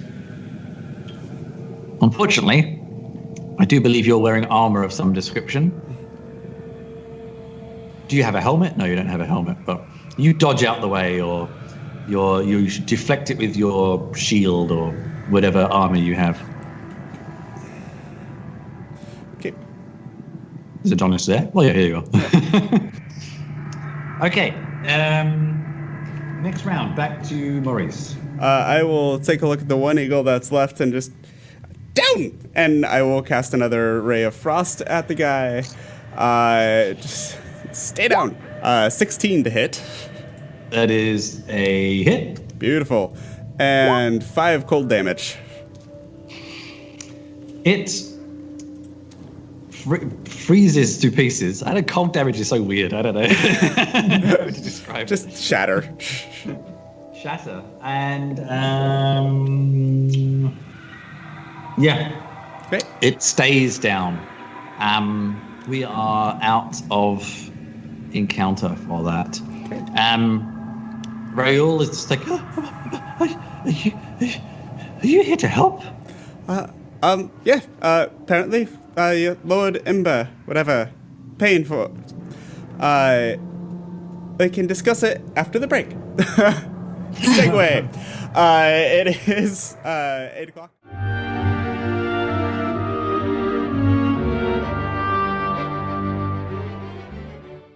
Welcome back to the second part of Haunting of Owlbear Lodge by Jeff Stevens. Luke is slightly delayed getting back to us. He'll be here in just a moment. There he is. Hey, buddy. Sorry about that. So, while he gets himself situated, just again want to plug Jeff Stevens and also say if you want to find this or any of the other adventures that he's run, he's done a lot of this kind of like creepy haunted house style thing. Does it very, very well. And they're all available on dmsguild.com as well as everything else we play. Can I just add something to that? Yeah. As someone preparing games, he does actually add not only in the book a lot of quite helpful stuff, but also a lot of handouts and things like that, which makes preparing things much easier. It's a very nice. DM-friendly writer. Yeah. I am actually a technical editor by day, and one of my main critiques of manuals is always of game books is always I don't really understand where things connect up, but he often does things very clearly and just leaves in the only stuff you need to know, which I kind of like. Yeah, he's good. There's a reason we've done 3 of his adventures now. But anyways, so dmsguild.com, Jeff Stevens, check out his work. Yeah. So, Luke, you ready? Cool. I will throw it back to our lovely DM Chris for part 2. Should ask my dog if he's ready. Okay. He's calm now, though. Calm Meanwhile, back in Owlbear Lodge. That's the Owl Lodge Manor. I don't know what that is. Okay. It is getting dark outside. It is in classic scenario. It is getting stormy. And there's rain falling outside. And Maurice, firstly, you're feeling tired again. Would you like to do anything about it again? Oh, what now? Yeah. I'll use the 12. The 12 is... Yeah, okay. That's enough. Dee Dee, you also feel tired. Now, Me? yeah, you do. Oh, What this actually means, because it's actually a mechanic in D&D that I very rarely use, so you currently now have, you feel strange, you feel weird, you feel a little different. You have 1 level of exhaustion. Oh, shit. oh. Someone needs to explain that to me and Anna, because it's something I very rarely use. So exhaustion builds, so there's different penalties on the level. The first level is very simply disadvantage on ability checks. There we go. That's not attacks, that's not saves, that's just ability checks. So yes, Dee Dee, you are feeling a little bit worn out all of a sudden. I don't know if you choose to share this with everybody else or not. No. I'm gonna have it my own. Okay, And yes, he's gonna try to slap her face a little bit to wake up. Are you alright there, Didi? Yes. Is that the goblin thing, I presume, huh? Whew. Yeah, and for now, unfortunately, you will get disadvantage on ability checks. So do remember that when we come to it. So, all right, with that said and done, where would you like to go next? Well, there's one more in this kind of Can we check area. the room? Oh, right, Raoul, the person. Well, before, can Didi's gonna check the codes there? Oh, yes, good call. Um, I'm gonna offer a drink to the guy who's... okay, Looks like he First- needs a drink. dealing with that first and foremost, inside the coats, you do actually find something. You find this handout.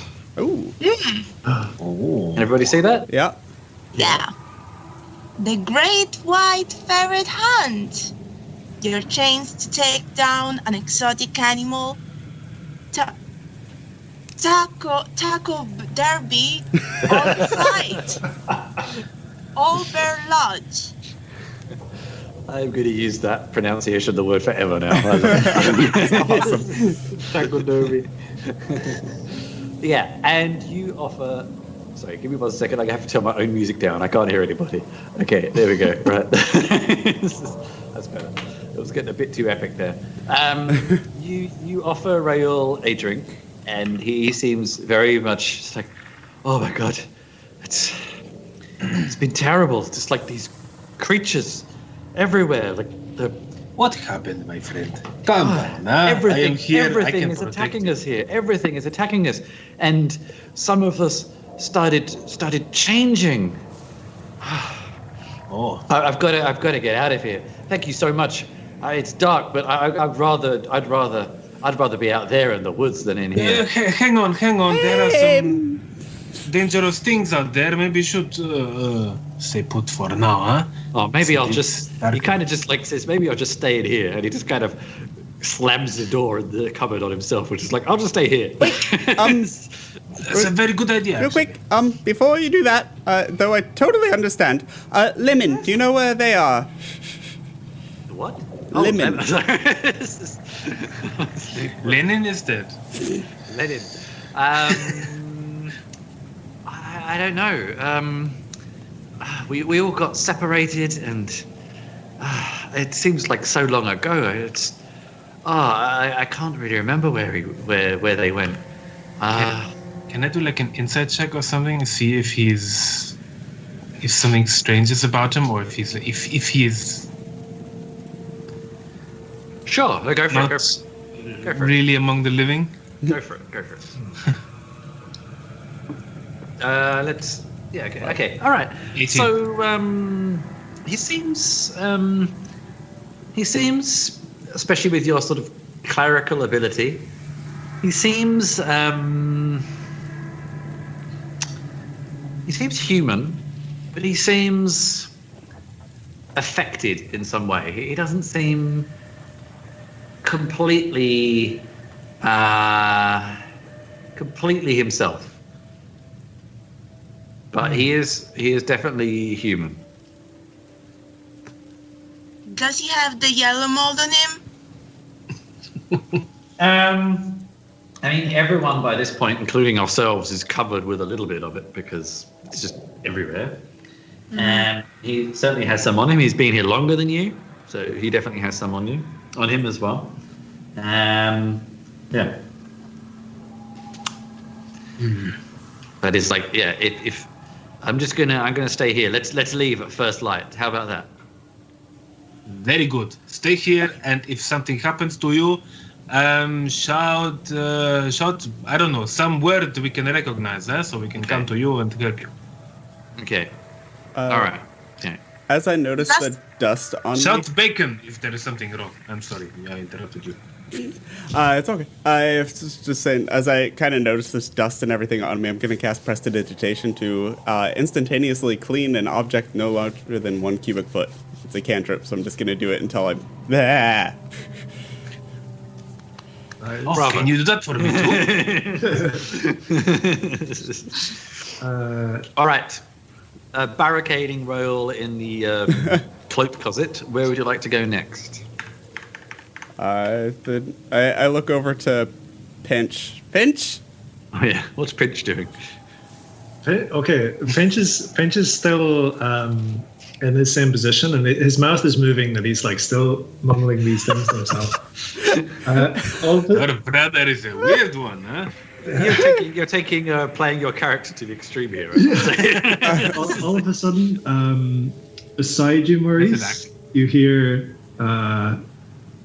Finch's voice, and Finch is a fairly smart guy, so he's still, you can see him still speaking these words in his ritual. But next to Maurice, you hear, "Brother, what is happening?" Weird shit. It's zombies and taxidermy, more things coming to life. "Brother, I'm beginning to wonder. Perhaps having more audience for you was a terrible idea at this moment." I can't believe I'm saying this, but I think you were right. "Brother, how about you open the door and then I shall come and join?"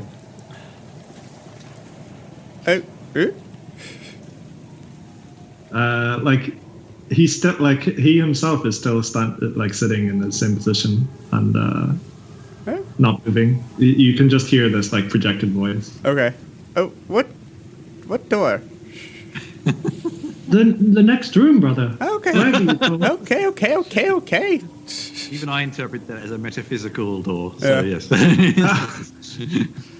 So I'll go up to the next room, closest to my brother, actually, and I'm assuming this stuff on the map is that yellow dust that we've been seeing. Yep. Indeed. It is. Okay, and see this large bit of yellow dust, and kind of okay. See Adonis kind of step up behind me. Oh, you Okay. better be careful here, eh? It seems to be going in the Yes, room. I bet you be very careful. I will let the strong dwarf go first. What? Where? I don't see one. Okay. All right. Open And I go through the door. this door. You are greeted by. Food. The door opens to a kitchen covered in yellow-green dust. Along the south wall rest two large preparation tables. Next to a door on the north wall rests a stove. Two cabinets stand in corners while a wooden hatch covers the southwest corner.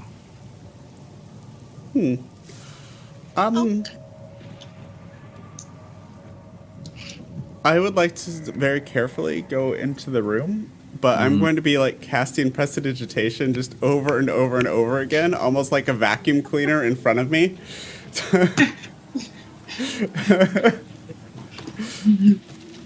Very slowly going through the room and clearing a path. All right. Can did he smell something weird? You can Oh, that's just me. smell spices coming from some of the cabinets. You just smell bits of dried food in the area. Something rotten? Not much else. Nothing rotten in here. It doesn't seem like any food that could go rotten was kept here. This is more of the kitchen and the storage. The looks of it. I will look for some nice meat. There is no meat here. There's just the cabinets. Just have spices, pickles, preserves, things like that. Then I'll try the pickle. Try pickle. It's pretty good. I will take a jar and put it in my pack. I'm Now, curious at this about point- the trap door. I'm heading towards there. okay.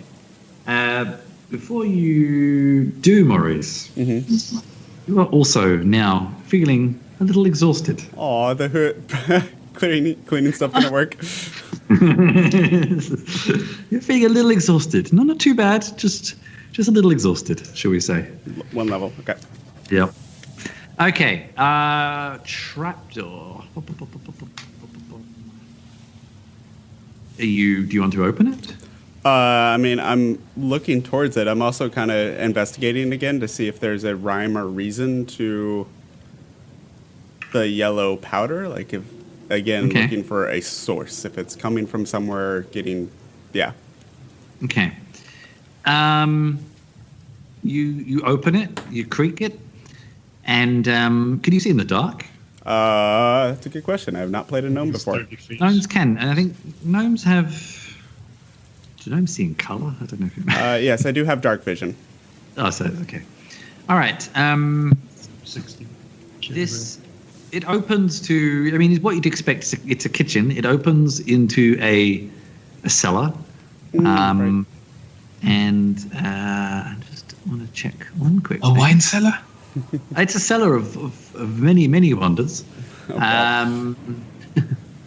And it's you could assume it's probably where they keep a lot of the items that need to be preserved somehow. Okay. And there would be a wooden staircase going down there, should you wish to descend. Is there more of that yellow powdery stuff on it? On the staircase? There is. I mean, there's a little bit everywhere. It actually looks like it's a little stronger here, maybe. Okay. It's kind of hard to tell in the darkness, but possibly. Okay. Yeah.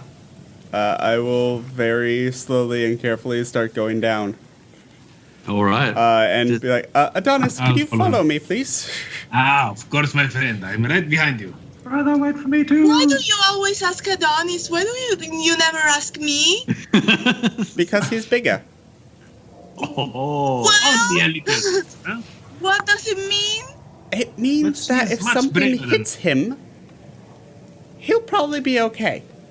So, Pinch, you're joining too now, yeah? Yeah, for sure. So you're Please all don't. descending into the cellar, are you? All right. Now I've got to do magical transference here. Boom. Now, do you Cool. Yep. see the change? Find a dungeon. You should be. Now, I've actually, don't put yourself where you can actually see. Yep. It was hard for me to know where people will appear. Yep, that's fine. So give me a sec. You actually appear. You actually appear here. Got it. On those steps. Here on the stairs? Yeah, on those stairs. So if you move those, that'd be grand. I mean, in all honesty, as soon as you get to the stairs, you're going to see pretty much everything. So. Okay. I will reveal the room. Bits of it, anyway. There we go. Oh, So the cellar is considerably colder than the main lodge, and there is a thick, greenish dust in the air. Several cleaned carcasses of elk and deer hang from a long rack on the south wall, and lay on a short table. No. An open door is seen on the north wall, and two large pits are dug into the southwest and northeast corner of the room, which I do believe you can see. Now, I will cover my nose and mouth in here. yeah. I'm pulling my cloak over my face as well. all right. Okay. I put a little bit of garlic oil on a tissue and put it in front of my nose. Oh, could I have some of that? Yes, sure. Thank you. It reminds me of home, huh? Yes, nice, isn't it? Now, everybody is now feeling a little exhausted. Oh, what is that? And even I've completely forgot about him, but even the porcupine on your shoulder is looking a little No, exhausted. not the porcupine. I thought he was already sleeping. Yeah, you can't really tell. Yeah, so yeah, you are in the cellar, and yeah, you can see this open doorway, and there's also another closed doorway up here on towards the north as well. What would you like to do? I am going to follow that dust, and I want to know where the source of this is. Where the fuck is this all coming from? So you explore the room.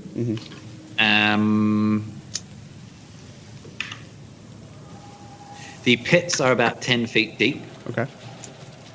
and you can. So this is very interesting because I don't think you see in color, but you see Shades of grey. You see shades of grey. You see a brownish shade of grey down the bottom of the pits, and you notice that you know what? I'm just going to say you have lanterns. Otherwise, it's going to get very, very complicated doing everything in shades of grey. Let's say you have lanterns. Okay. Otherwise, it's going to get confusing. Oh, you just hang it somewhere so you can see in color. And you notice that the meat is especially covered in this yellow-green. You now see it much more clearly to be spores, basically. And it kind of looks like it's actually eating away at the flesh.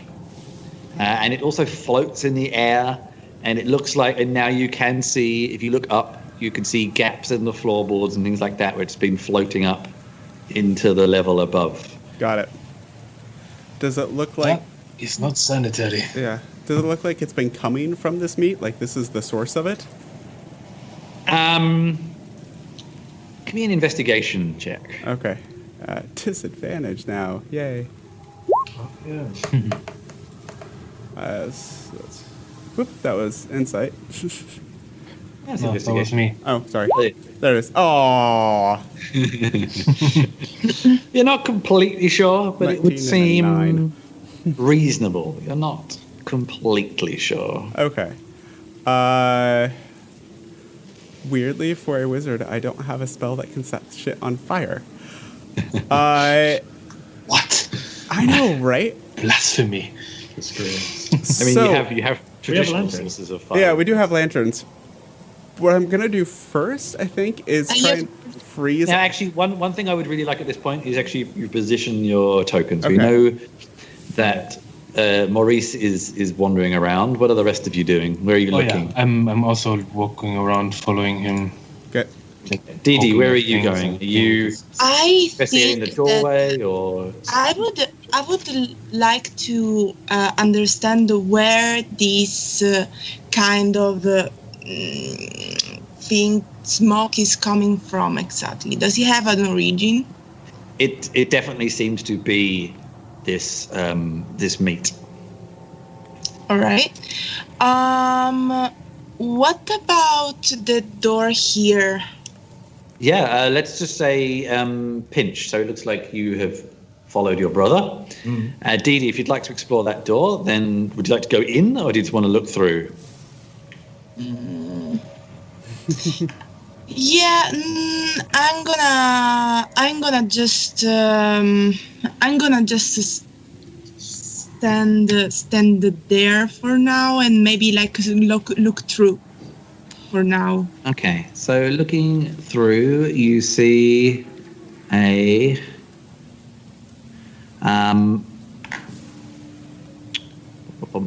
what looks like a wine and spirit cellar.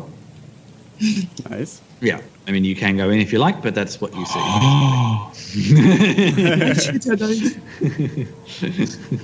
I just give a sign to Adonis, being like, "Hey, come here." Oh, what is it? Have you found something? You see a wine and spirit cellar. Oh, dear God, what is all of this? I hope the mold or whatever this is did not get into the casks, huh? I will look around if I can find anything very nice. Okay. You find wine, ale, and a large barrel that has poison labeled on it. Meh. Oh, well, that is not quite my type of drink, huh? Not strong enough for you. I would take that. How large is the barrel? It's large for you, I guess, but I would large-ish. take the poison. Okay. You pick it up, and actually, Don't drink too much of that, huh? now No interestingly, interestingly, when you pick up actually, how strong are you? I'm guessing you can pick up a barrel. Let's just say 10. Yeah, okay. It's heavy, but actually, as you pick it up, the barrel doesn't seem as heavy as a barrel. Well, as a barrel full of liquid would be, anyway. And actually, you know what's even stranger?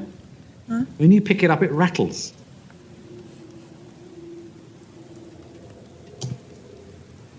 Guys. Is there a snake in there or something? I just take this barrel with me in the other chamber. I'm staying here and trying to find something I can drink. Now, at this point, before we go any further, you are all feeling even more exhausted.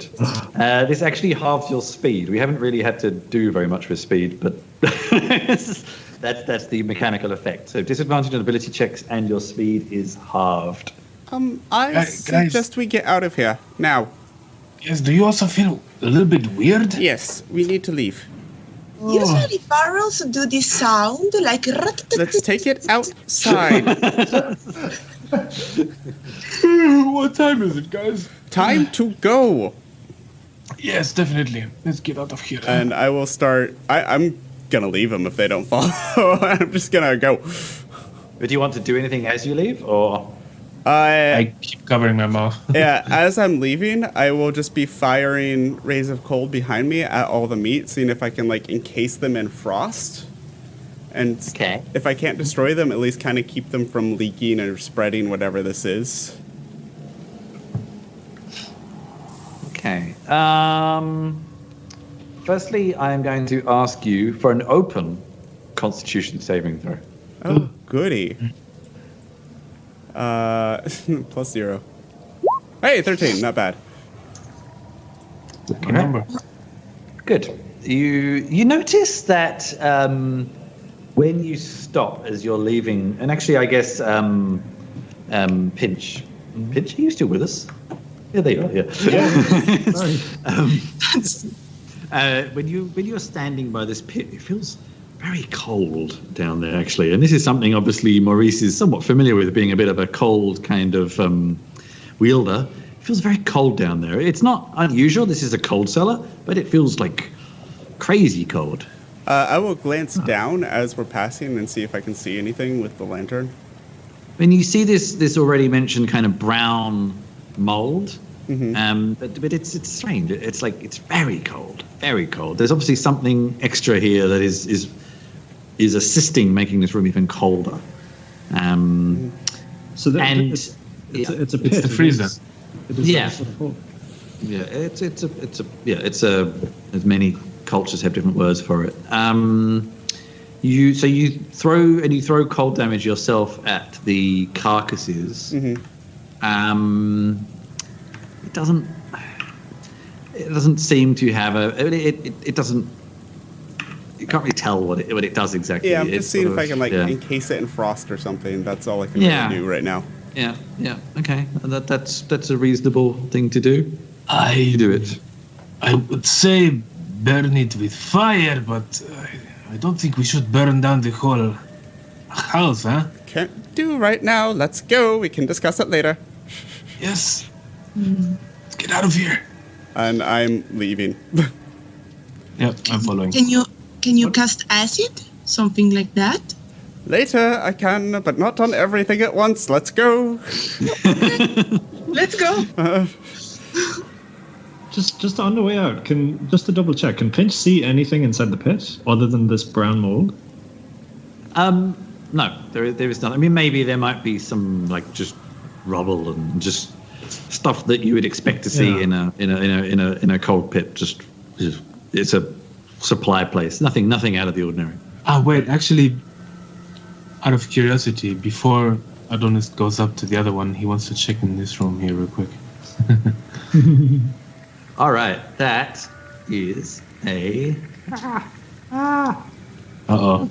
No. It's something. Oh, there we go. What the hell? Roll 20. What are you doing? Oh, hang on. Roll 20 is being weird. Hang on. There we go. It's a passageway that leads to a staircase. Up or down? Up. I will actually go there and go up these stairs instead. Split the party. Just taking a quick peek. Okay, well let's just handle that. Oh, actually, hang on. Well, let's see. So, Pinch and Maurice, are you going back up to the kitchen?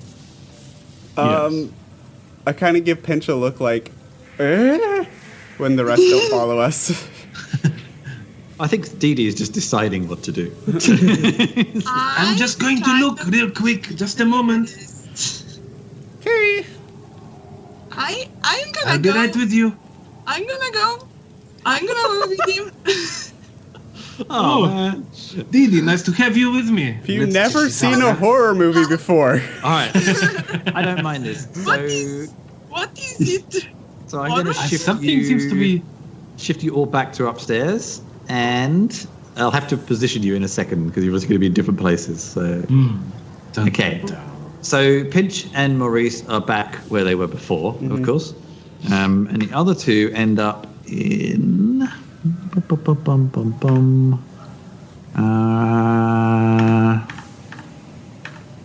In mappy map. You end up. Can I move you? I think I You can. should be able to, yes. Yes. You end up here, which I will reveal in a second what you actually see. Oh, it's dark in here. You end up here. So, obviously, the two in the kitchen see what you already saw before. And the other two find themselves in a back eye flip, in a what looks like actually a butcher's area. I'm a dwarf with like stone cunning and stuff. Can I like figure out that I am in the other, like a room further away from them?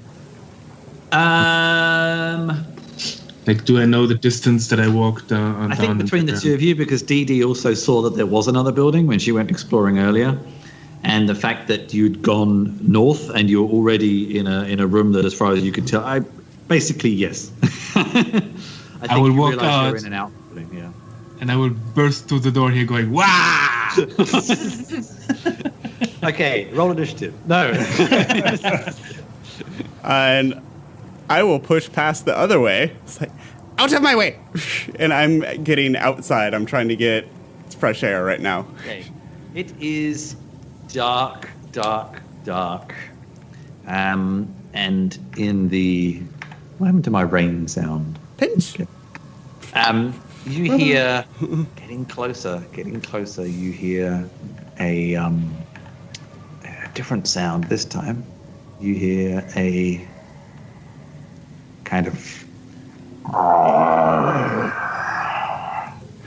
sound coming from the trees somewhere in the kind of northeast, but it's still a distance away, but it's definitely closer. That was not me. What was that? Do I recognize anything? What do you mean? Like, as a ranger, as an animal handling / nettery kind of... It sounded a bit like a bear, but not quite. Oh, But a kind of a owlbear, but or just... That's actually not what sounded strange. It's more that it sounded kind of gravelly and scratchy. Instead of like a whoa, it's kind of like, I don't know, I can't really do it because it's not a physical sound I can make, but... I have a feeling I know what that is. Okay, so, I mean, is everyone outside now? yeah, I think so. Yeah, I'm gonna tell the other guys that I found this like butchery area thing. If this lemon was there, I don't care. And you also did notice there were And two. other rooms. There. And you also now, those of you with dark vision who hadn't seen it before, see this smaller building over to the west as well. Well, we didn't complete to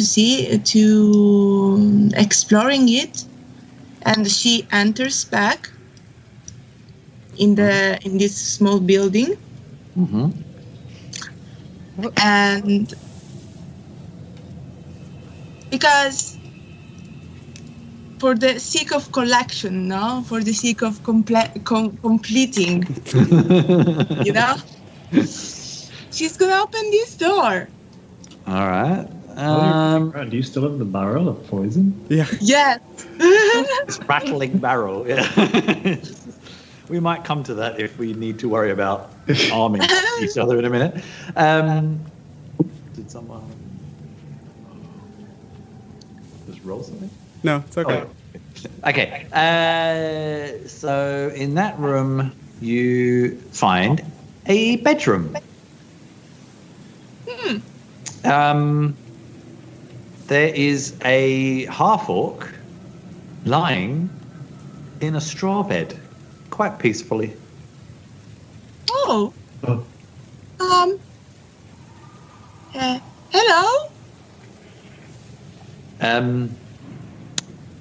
Even as a ranger, you're pretty sure this person is not going to wake up. Shall we say? But you do notice Don't be so sure. an Owlbear Lodge staff shirt with a name badge saying Hawk. Okay. I approach him and start to poke him with a finger and be like, "Hello, wake up! Hello, hey." Just As you poke the body with a stick, you notice the body's a little hard, shall we say? oh It's Taco Derby.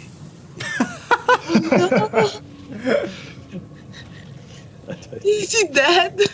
Yes, he's dead. Yes, I don't know how many more hits I need to drop. He's dead.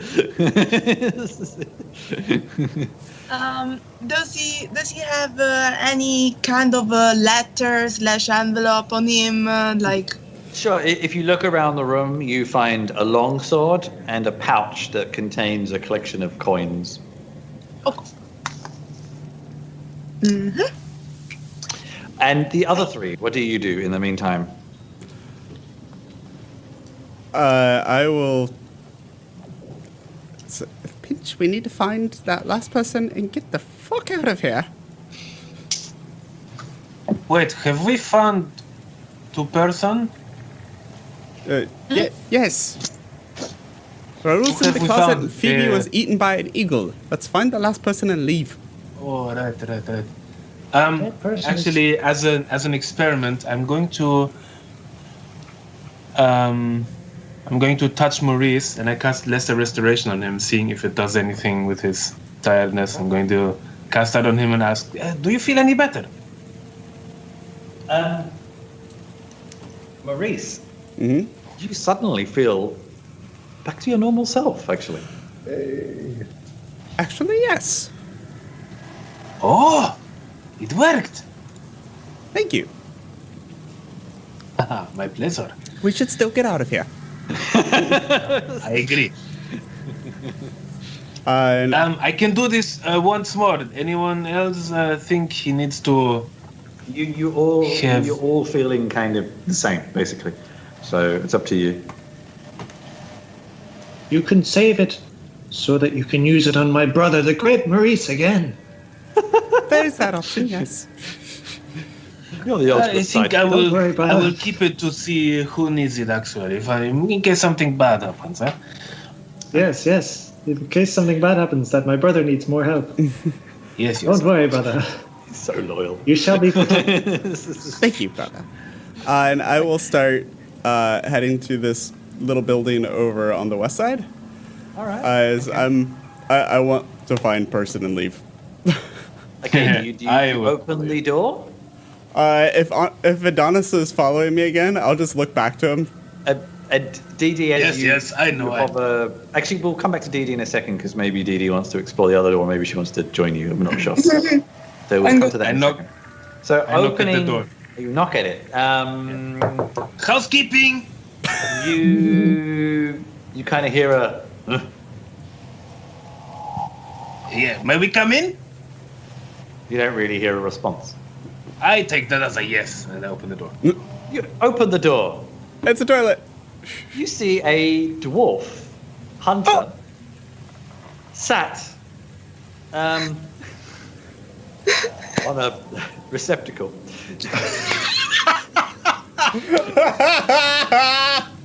Reading a tattered newspaper. Oh no! And the second he opened the door, he gets up, and as he comes closer, you see like it's kind of grayish flesh and stuff like that, Oh no. and it just closes the door again. By the way, did Um, we get a description of these people? Like, do we have any idea what Lemon looks like? They have name badges. That's the description. Oh, okay. Did I notice a name badge on him? No. He actually looked like he was kind of wearing a nightshirt, basically. Oh, well, I guess we should not disturb him any further. That was awkward. Come on, you're a dwarf. Come on. Yeah. I mean, you also now see this doorway to the east as well, of course. Yeah. But yeah. I'm going to take a quick peek in this door here. Okay. See if there's anything interesting. Since we're here already. Looking inside, you see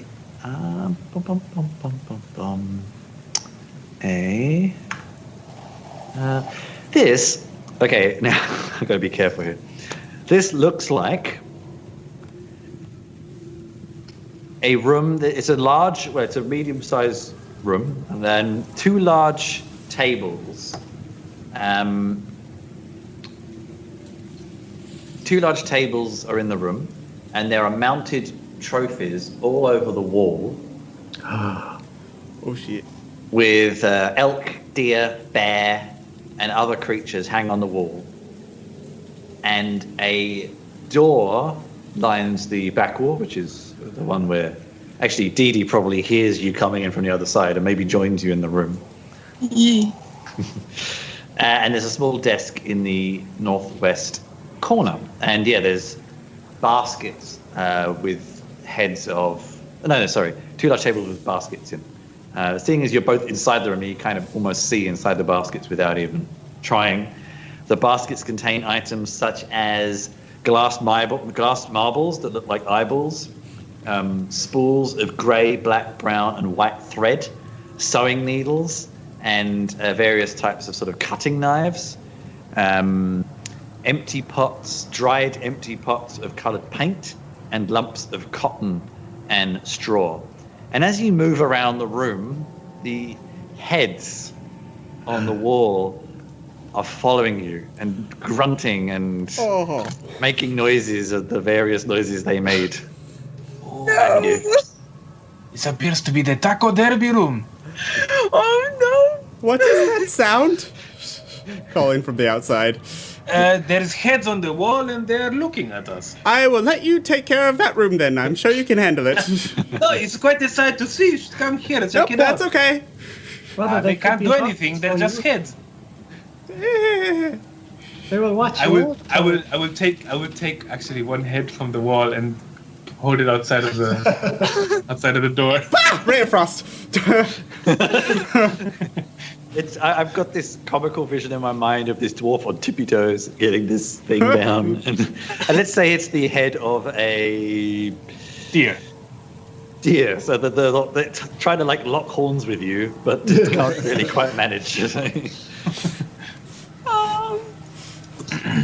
Oh, look at me! I'm an evil deer. Okay. Are there any documents, anything in this room? Certainly on the desk, and meanwhile, whilst you're looking at the desk, the head of a boar just kind of looks down at you, so at you whilst you're looking at the desk, and you kind of it's quite disturbing. You find a small sack of 5 gold pieces, a taxidermist degree awarded to Lucy Hammerfist, and a set Lucy Hammerfist, and a set of leatherworkers' tools.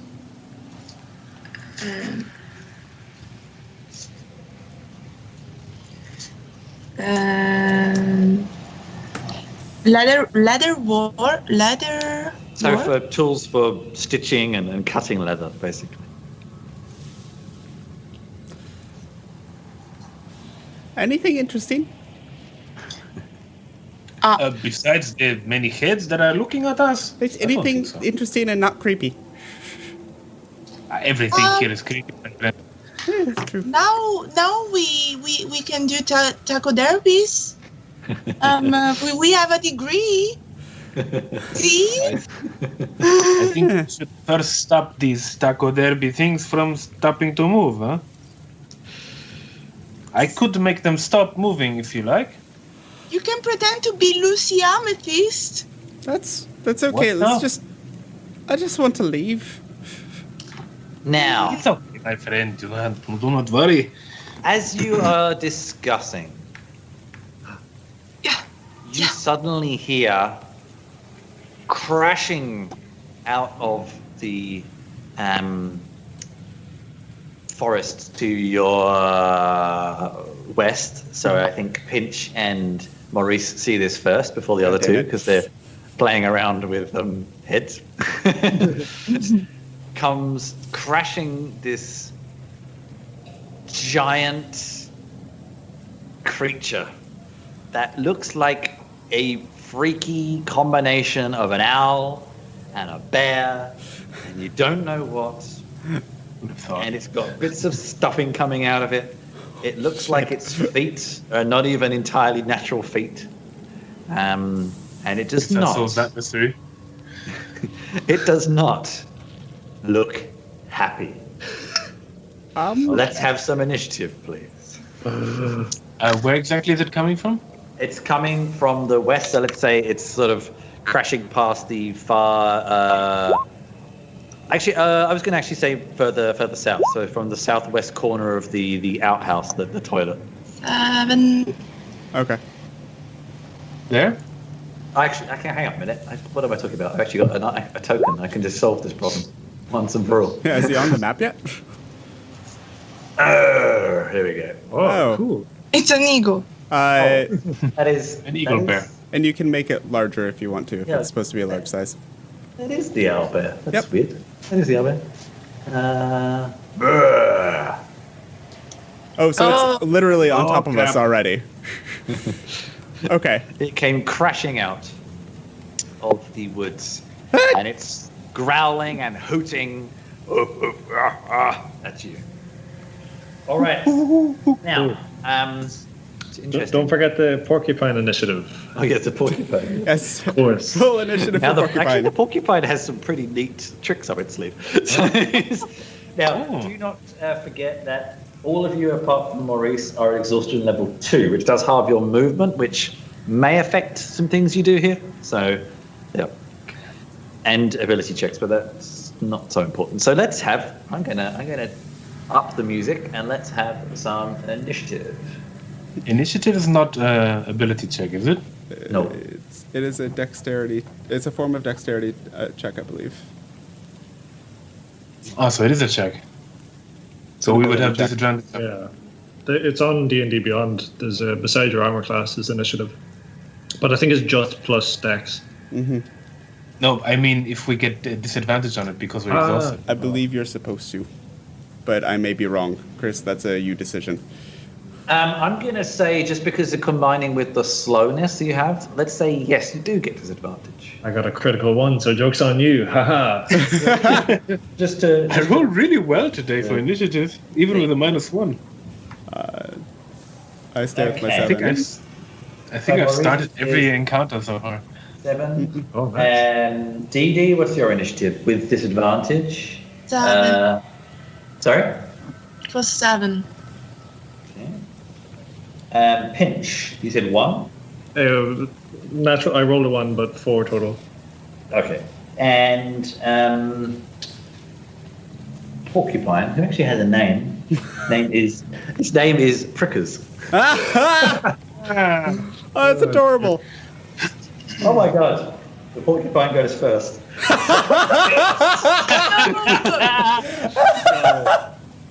Actually, Fuck everything up. let me see. Oh, that's awesome. I don't have a token for a porcupine. I could not find one. I actually looked quite hard. So I'm going to make it this charming looking cat instead. Okay. It's kind of over here with Adonis. Make it a little smaller. There we go. Oh, okay. So it's moving a little slowly as well, of course, but it comes. There are actually no grid lines. Oh no, actually there are grid lines. There I think are. I can They're make just it faint. more visible. It is very Careful, little faint. one. So it moves to. So it can move half speed, so 10 feet. So actually can't go very far. Yeah. Half speed is actually quite debilitating. And it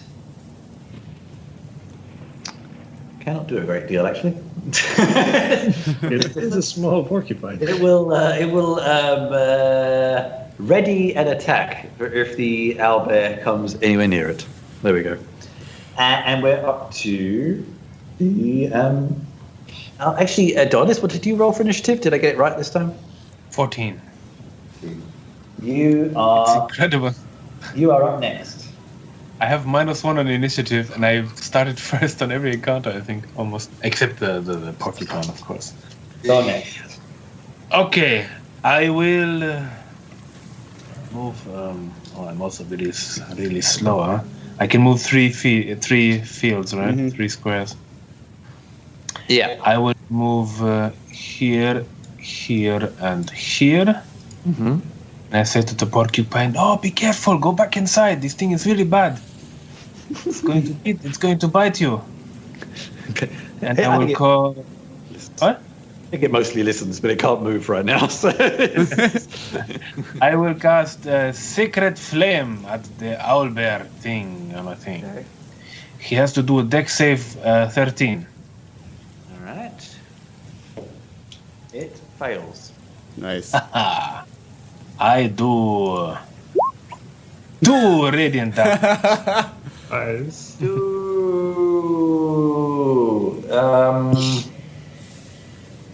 Okay. Jolly good. Anything else? Hello? Anything else? That was, I think. Okay. The owlbear moves. Okay. I would assume, even though it's not factored in, I would assume it's also slightly slow, but it can reach.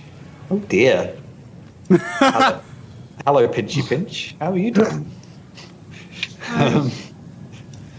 He's a bit of a pinch, isn't he? Oi.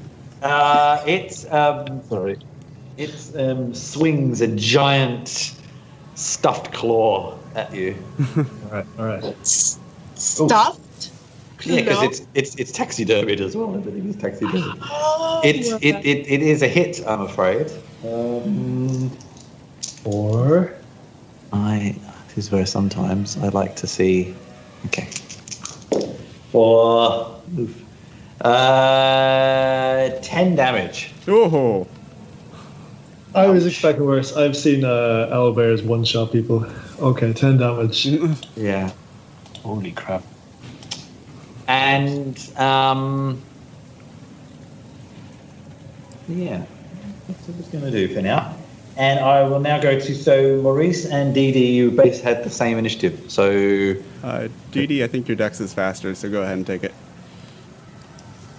Okay. firstly, Dee Dee, you can only move half speed at the moment. I'm not sure. So that's I don't know how many squares you can move at the moment. So you may not be able to move very far. Okay. Probably 3.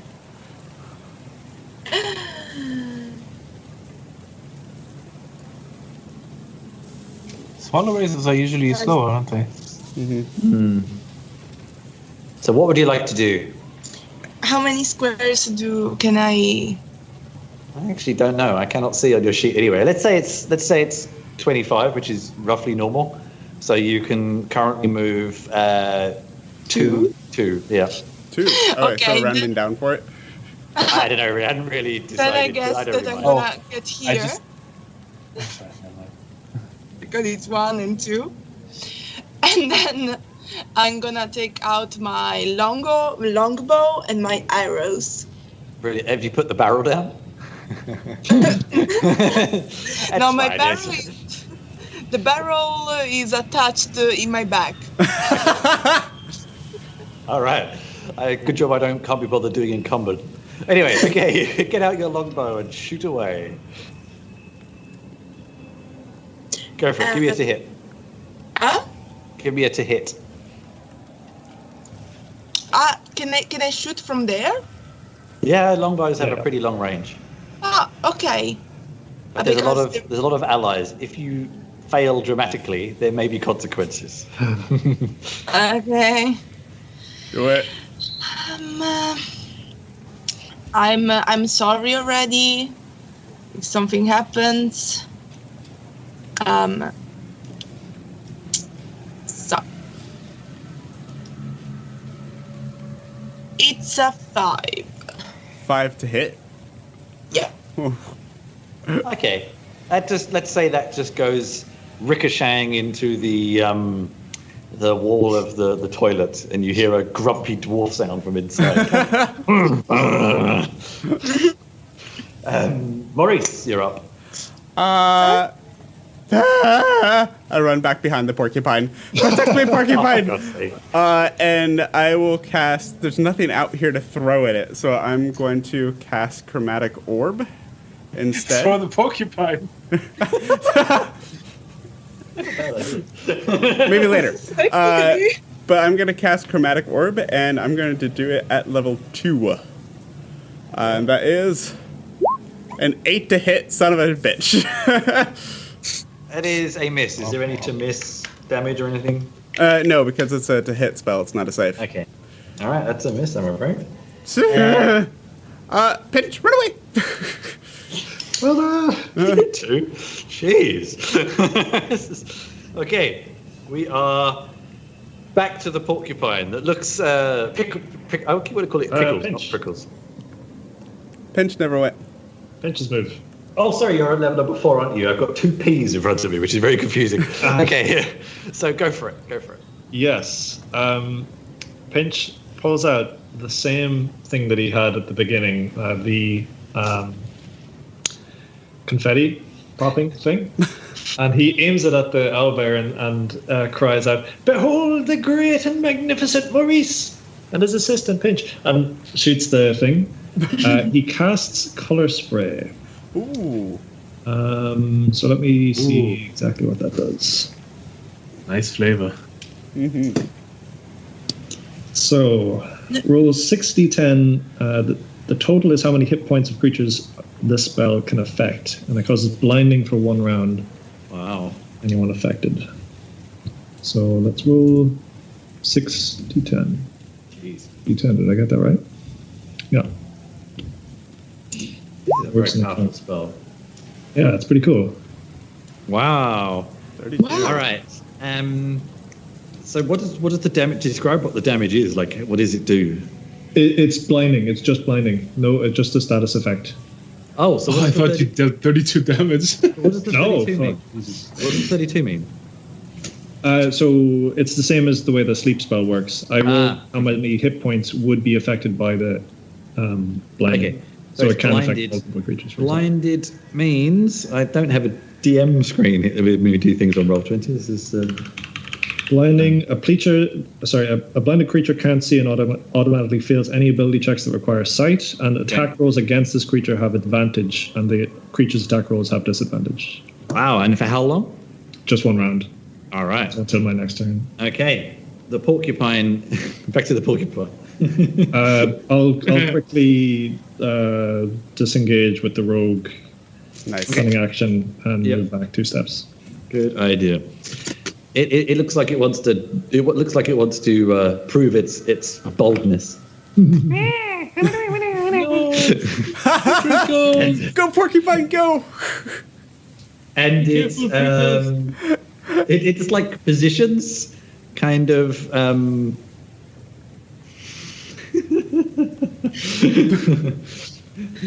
I love this. It positions itself kind of like backwards towards the owlbear, and like fanned its backside, and up go these quills in your face, and it like fires several quills in the direction of the owlbear. Owlbear needs to make a Constitution saving throw. Come on. Come on. It requires sight, so it doesn't get disadvantage, unfortunately. It fails. So yeah, these quills embed themselves into the owlbear, and the owlbear like looks bothered by them, but it looks like the porcupine was expecting something else to happen. It looks slightly disappointed, and kind of can't really move anywhere else, so it hovers there. Who is next? It is Adonis. Yes. Actually, I found out that my speed is only 25 feet, so I would only be able to move two squares, I mean. Mm-hmm. You did a range So- check, didn't you? Yeah. Yeah, you did. Yeah, but still, I just moved back one more. And I will... What will I do? I will cast Guiding Bolt. With advantage, right? Because of the thing of a thing? Yep, at the moment, yep. Natural 20. All right, go on then. Well, that's the damage already, yeah? Factored in. So Wait, I don't see the damage. It's not Oh, is yet. that- Oh, it's not. Okay, sorry. Ignore me. Ignore me.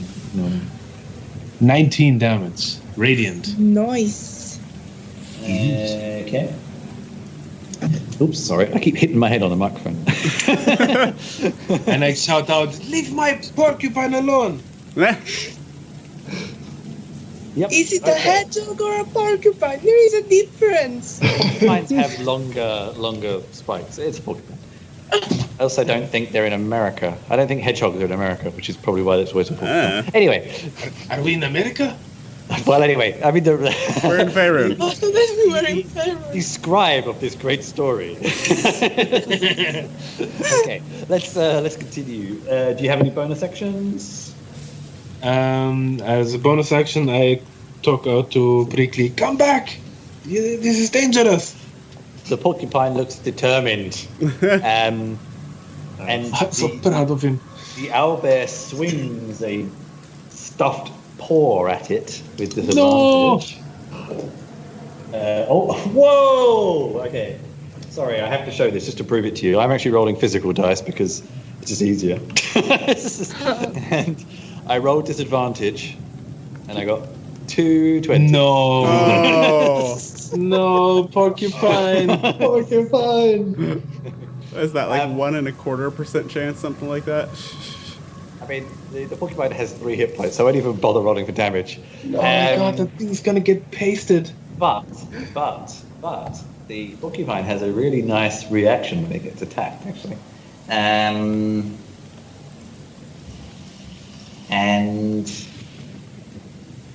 yeah, it takes some damage. It takes some damage, and also it's covered with now about 10 of these quills are in it, actually. Yeah. So it's covered with. It's actually kind of strange because it's a taxidermied owl and it's got needles in it. But anyway, the Prickles the porcupine goes down fighting. You actually did a reasonable amount of work there. They one action. Bye bye to Prickles. Ah, Oh no! Okay, that was the Prickles. Owlbear's turn. Dee Dee, over to you. Well, he will not die in vain. Didi will move, and can she move diagonally or? Yep. Yeah. Okay. And she will try to shoot the arrows to his feet, so he can stack him at the ground. All right. Go for it. Give me a to hit. So it's a 9. with advantage. Yeah, with advantage right now. No, it's a 6 plus 3. It's already with advantage. No, advantage means you roll twice. Ah, Take the highest. no, it's an 8, the second one, so it's a 9. Oh, Oh. My guiding bolt technically also gave her advantage. There's Can you no- roll again? triple advantage doesn't really exist. I know, I'm kidding. So actually, the owlbear has. Anyway, I won't tell you. Anyway, so Maurice, the great Maurice. Pinch, you okay? Let's try this again. And I'm going to cast Chromatic Orb again, at second level again, and hopefully this hits this time. As a 15 and a with advantage 22. That was a hit. Yeah, that's a hit. Nice. It's for 4d8 and kind of going off of what GD suggested earlier, it's going to be 4d8 of acid damage. As let's do it over here instead. Yeah, there we go. Not awful. Actually, yeah, that's pretty bad. It's 14 points of acid damage as the sickly green ray shoots out of my fingers and hits the owlbear. All right, like bits of the kind of, you could see where bits of it were patched up by the taxidermist, and it kind of disintegrates, and then you also see bits of its normal kind of flesh that looks a little more solid, but it's quite strange, and you can see these bits of stuffing and straw coming out of the holes. Pinch. And I'm going to take another couple steps back. Pinchy pinch. Pinchy pinch will. Pinch actually have a long name. What is it? Pinch the bold running away. No, it's Maurice running away. Yeah, I'm the one running They're away. both running away. Maurice the Magnificent, was it? Maurice the Great. The Great Maurice. The Great Maurice, yes. I'm just quickly checking something about Booming Blades. Yeah, okay. That's fine. Okay, Pinch is going to take out his short bow instead of the rapier and fire off a shot at the Owlbear thing. The Owlbear. That is a hit. Nice.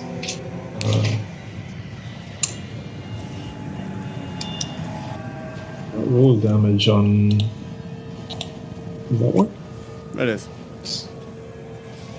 That's 7. That's combined, or the 7 and No, the no. 6? No, it's just 7. Okay. 6 is if he had sneak Seven. attack. Yeah. All right. And what was that? That was an arrow, just an arrow, yeah? So, yeah. I'm gonna, just because it's fun, because it can. This arrow goes like through it, takes chunks of the kind of stuffing like flying out onto the floor, and the arrow just go like flying into a tree on the other side. Nice. Okay. Chris is gone. That means Adonis. Trinkles! You bastard! And I will cast Guiding Bolt at 2nd level.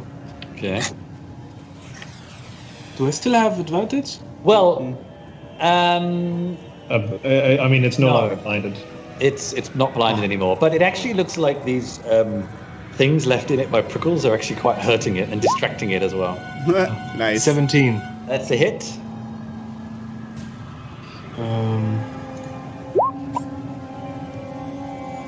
15 damage. Oh. Radiant. Okay, and actually because it's radiant damage, that does have what happens? How do you finish this owlbear, Adonis? Nice. The owlbear is just gonna. There's just gonna be this hammer of light formed above it, and it's just gonna bam, smash him into the ground. And there's gonna be explodes in stuffing flying everywhere. This puff of straw and stuffing, etc. And that is one XX owlbear. Yes. All right. Now. So, you had this self-imposed deadline of leaving with Raoul at first daylight, and you can start to see daylight appearing, which thematically means you have about half an hour.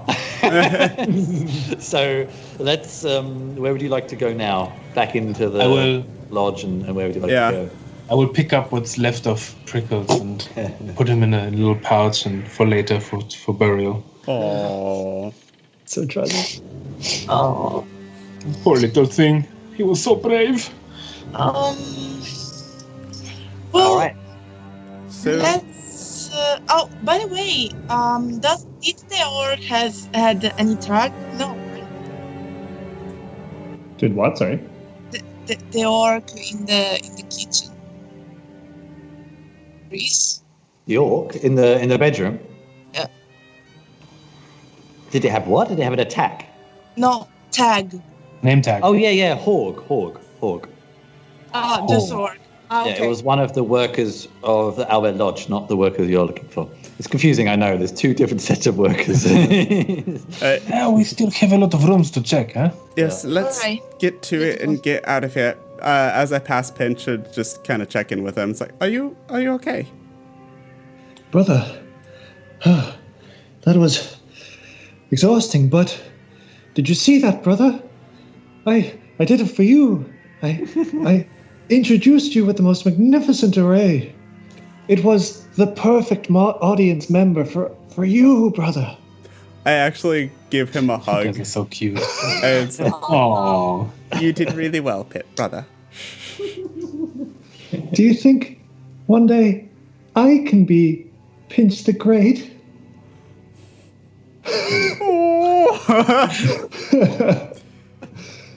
That's me as player. Oh, Maurice, we'll work on it. let's not get ahead of ourselves. We'll see what we can do. Okay, so as you can see, there's the door that you came out of, and there's also a doorway around. I'll start heading towards the new door and just, let's get out of here. Before another one of those things shows up. And I will go in the door. And You recognize the hallway, basically, and you have 2 doorways to your left and your right. I turn back to Dee Dee that followed me behind. It's like, left or right? Right. Oh, left it is then. All right. Oh, hey. No, I'll go to the right door. Okay, so, I mean, you already got a bit of a hint here from the image. Okay. I think it's a kitchen. So this is basically, from what you'd expect if you've ever been to any kind of country lodge in Germany or Austria or any of those places, or Switzerland. It's a sort of bunkhouse. There's a series of beds in here. And there are 4 beds as you peek in the doorway. You see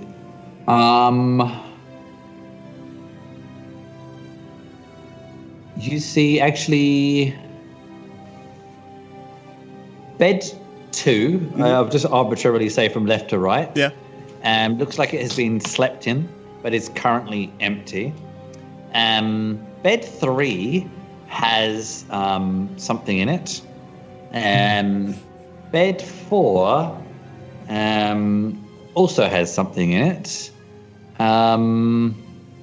Bed 1, and actually the things in bed 3 and 4 are kind of moving around, but don't seem to be getting out of bed. Bed 1, there is something in it, but it is not moving. The things in bed 3 and 4, do they look humanoid shaped? They're all humanoid-ish shaped, yes. Someone's having some fun in there, huh? I turn back They're to... in separate beds. Oh, I'll turn back to the group. Want help? And I'll come in and I'll head towards bed 1 and just kind of like from a distance Okay. see if I can much see what's there. initiative from you, Maurice. This What will make you happened? very sad. You actually see a gnome in the bed. And it's definitely quite dead. Furiously masturbating. Family show. No. It looks like Adonis is basically looking at bed 2. It's empty. It looks like it was. Hang on. It looks like it was. It was slept in. Yeah, you're not quite sure. Bed 3, I think. Inch. is looking at? Yep. Yeah. You see a half elf. It's kind of. Actually, first this is confusing because the character has a name called Shamus. Shamus. Okay. Shamus, but Shamus O'Neill. So yes. Shamus O'Neill. Not lemon. That's what's important right now. And it's a zombie, but it seems to be trapped. Like it seems like it's blankets. It's like trapped in its blankets. Like the blankets are tight around it, and there's rope tying around the blankets. So inside the bed, it's kind of like endlessly. And did anyone want to look at 4? I think I saw someone there, and then someone left again. Yeah. Oh, someone moving outside. I'm gonna do the last bed, the Okay. fourth one. Okay. I'm gonna try to find out what's inside. As you approached the bed, you saw. Actually, maybe go back a couple of squares. Let me describe what you see before you decide whether you want to go any closer. Because I didn't really get to finish the description. So go back a couple of steps first. You're all still slow, don't forget as well. All right. You see a human sat in the bed, like sat up in bed, holding a hand axe, and it's sitting very still. Is there a name tag on the human? No. Does he look lemony? So do you want to go further forward or not? Yeah, I approach him and say, "Hey." All right. Careful. You suddenly see this figure just suddenly like erupt into life, and it's like flesh. And firstly, like it just looks at this axe in its hands, like, and throws it at you. Let's do it first. Can I try to avoid it? That's basically your AC, but don't worry, a zombie throwing something is not going to be particularly effective. So let's see. Actually, it is like so you and Pinch are stood next to each other. The axe just like goes between your heads, and you're both like, whoa! So yeah, it's basically looking like it's trying to now get out of bed and come towards you. We've had crowds like this before. Morning tank, yeah. Ray of Frost. In the morning. Right, so okay, I wasn't sure if you wanted to stay in the room or not, so I think we'll go for a round of probably short initiative, just to do it properly. So give me some initiative rolls again, folks. That should be +2, so 9 for me. 8 for me. 5. And 12. Oh, we did wonderful on that. Between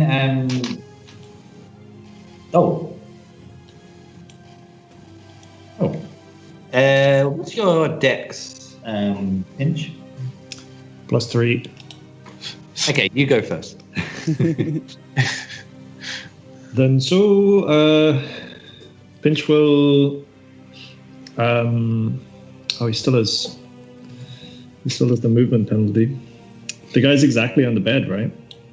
Yeah, but he's starting to get out of it. Is that so? Can I occupy the same space as another character? Can I move one over? As a friendly. As a friendly, yeah. Oh, sorry. Yeah. Especially as you're both small, I'm going to allow Yes. it. Yeah, you can. So does it make? Can I move one and attack from here? Where is it on the bed, or do I have to Oh, move? actually, sorry, yeah, I haven't actually put a thing on the. Let's do this one. Why not? Oops, no, not there. Come over. Oh, the wrong room. There we go. Whoa. Oh, at the very end. Okay. Brains. Yeah. Okay. Whatever. He'll take out his rapier and charge forward, stabbing with the rapier at the same time. Go for it. That is a 17. That is a hit. Then 4 piercing damage. That is some damage. Sorry, I was playing with music at the same time. So. That is some damage. And, That is quite some damage. It's weird. Some of those tracks have really quiet intros, so you kind of Yep. like, is it working? Yep. It's all good.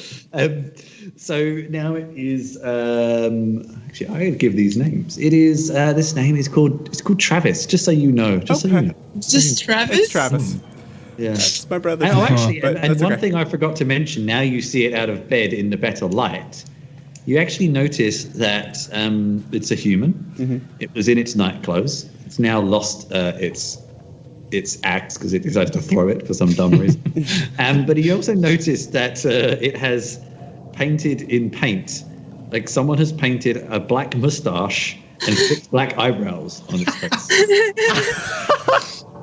Oh, Travis. Poor guy. So it swings out a claw, or not a claw, it's a human, a fist in Pinch's direction.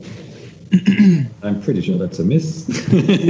That's a miss. It just swings wildly at you. Maurice. I looking around. I just with my hand and the axe in the wall behind Pinch goes flying at the creature again. I'm casting catapult, and it's a Dex save of 14.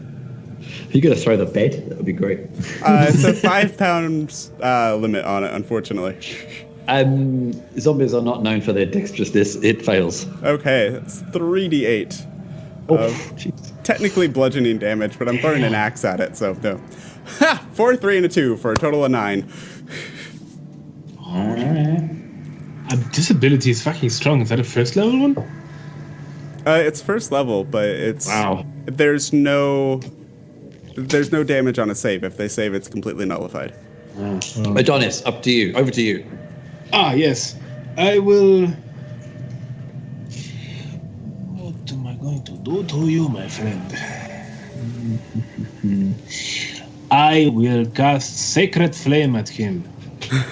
He has to do a save of dexterity by. He has to beat a 13. Dexterity. Not fair. Fails. He takes 1d8 of radiant damage. Let me roll. 6 radiant damage. Nice. All right. This. It's always hard to describe undead looking worse, but it looks worse. Dee Dee. Dee is gonna jump on the bed with her short swords, and is gonna attack him. With Go his for swords. So,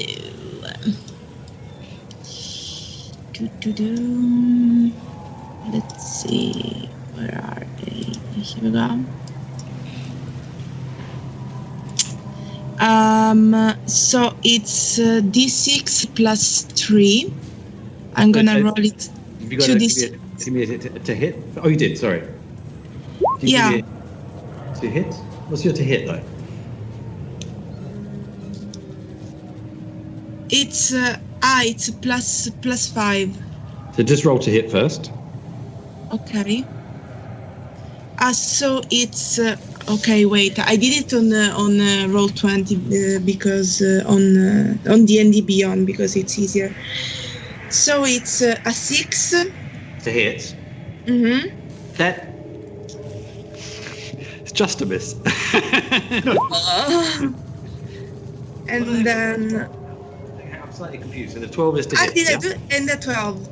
There must be a delay between your D and your Yeah, I roll. think that I've been rolling in the wrong way because I didn't push on the plus 5. That's okay. That's all right. A 12 is a to hit, and we'll take what you rolled above as damage. Is that 2d6 for a short sword? Yeah, that seems high. Or is that just? It's a 1d6 plus 3. I see what you mean. Okay, 1 plus 6, so 4 damage. All right. How would you like to finish this? Well, I guess that I'm gonna finish him by cutting him in half. Fair enough. Okay. Left and right. Okay, that's very nice. And the two halves kind of plunge to the floor, and it is a ungone zombie. All right, would you like to look in this room at all, or would you like to move on? I'm gonna walk down to where Raoul was and just kind of knock on the door. It's like, what did Lemon look like? Oh, lemon. I thought he looked like a lemon. I don't know. Oh, he's human, blonde hair, freckles, got a name badge that says Lemon. Half the people here are in pajamas. I don't know where he went. I think he might have gone. I think he might have gone to the east of the building, maybe. Great, you could have said that before. You didn't ask. I did. I forgot. And I call back to the rest. It's like, All right. Now, at this point, before we continue, Pinch. Hmm? Pinch. Yes. Pinch. I have bad news for you. You are at exhaustion level 3. Oh fuck! Now that Disadvantage on pretty much everything, and speed halved. Okay. okay. Yep. So, we need to go. Onward. To the east. Onward. To the east. So, are you guys coming? Okay. Yeah. Very slowly and very lethargically coming along. Okay. Brother. I come back and I just kind of like grab Pinch's hand and start dragging him. Come on. And I'm going to go. I'm just going to open the first door that I see. I'm not waiting anymore. I see how bad my brother's doing and I want out of here. Yeah. In this one. All right. Dum dum dum. It is obviously a bedroom. There's a small, elegant bed resting along the east wall. There's a large dresser in the corner, and 2 small nightstands rest in each of the other corners. The sheets and the blankets are made from exotic materials, but covered again in this this dust. There's things on the dresser and stuff on the nightstand. Yeah, dude. No lemon though. Ooh. Might be under the bed, but I move on to the next room. I'm just like, I'm almost just like at this point, I am frustrated. We're all tired. My brother's not doing well. I'm almost literally just leading this procession, opening the door, going, Lemon, nope, tunk. Next door, Lemon, no. whilst Maurice does that, does anyone else want to check anything out? Just very, very quickly. Actually, Anyone? while he opens one door, I'll open the other door. Okay. At the same All right. time. Okay. Whoop. Let's deal one at a time with those very quickly. So the one on the left is. Hang on, this is where I should really print out. Is it a bedroom? Oh yeah, actually, quickly from before I looked at it, it's like I'll just reveal both. And the other one is. So that is yes, a bedroom. The door opens to a small room containing 2 beds, a dresser, and 2 nightstands. The bed on the right is neatly made, covered with yellow-green dust. The blankets on the left bed cover something which twitches and moves sporadically. And for the other door, a large rectangular table surrounded by chairs fills this room. Scattered on the table are parchment flyers, basically. So whoever would like to go wherever, let me know. Well, I guess that where there is the twitching creature, I'm gonna go there. Okay. And everybody else, if you want to move your pieces to wherever you go. I'll follow Dee Dee just to support her. All right. I'll split and check out the other. I'm not even going to look at papers, but if there's official-looking things, I'll take them. See, part of the payment was figuring out what the hell happened. Okay. I'll basically just very quickly show you. It won't take a second. It's covered with papers. And this. You see that? Yep. Yep. Yeah. See it. So these flyers, basically. The Great White Ferret Hunt. Come to Owlbear Lodge for your chance to hunt this giant exotic creature. 50 gold gives you the chance to hunt this extraordinary animal. Hurry! Only 10 spots are available. The second piece of paper, lifetime opportunity. Hunt the Great White Ferret. 50 gold gives you the chance to, same thing. Yeah. Kind of what you knew already. Yeah. just telling you. Well, and in that's the other worthless. room. In the other room. So, Me- yeah, so there's this just twitching around in the bed on the left. What would you like to do? Or if you'd like to search any of the other things, what would you like to do? She's gonna be like, Lemon, is that you? And she's gonna like just slowly take out the bed sheets.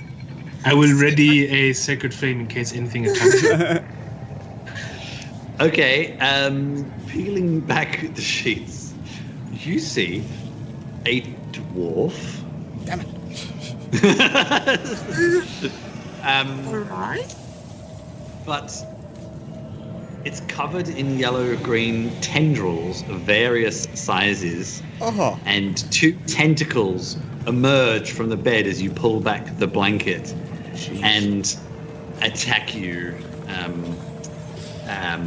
Dee Dee, I'm afraid. Can I target What the the hell? Yeah, give me an attack roll. Yep. It has to do a save. It's a. Oh, sorry, I think you said target. Target with what? I mean, I ready the sacred flame if in case anything attacks Didi. Does that work on the tentacle? Yes, I mean it's more than a tentacle, so yes. Alright, then it has to do a dex save. How do I do that? It passed. Now, just for the sake of time, I'm going to say you can either decide to face this, or you can give me a strength roll with disadvantage. To be fair, Dee Dee, and you can just get out of the room. It's up to you. Can I somehow help her with that? Like, Okay, give her back? let's do the strength one. Yeah, actually, I will say Adonis can help you and cancel out your disadvantage. So just give me a normal strength roll. Yay.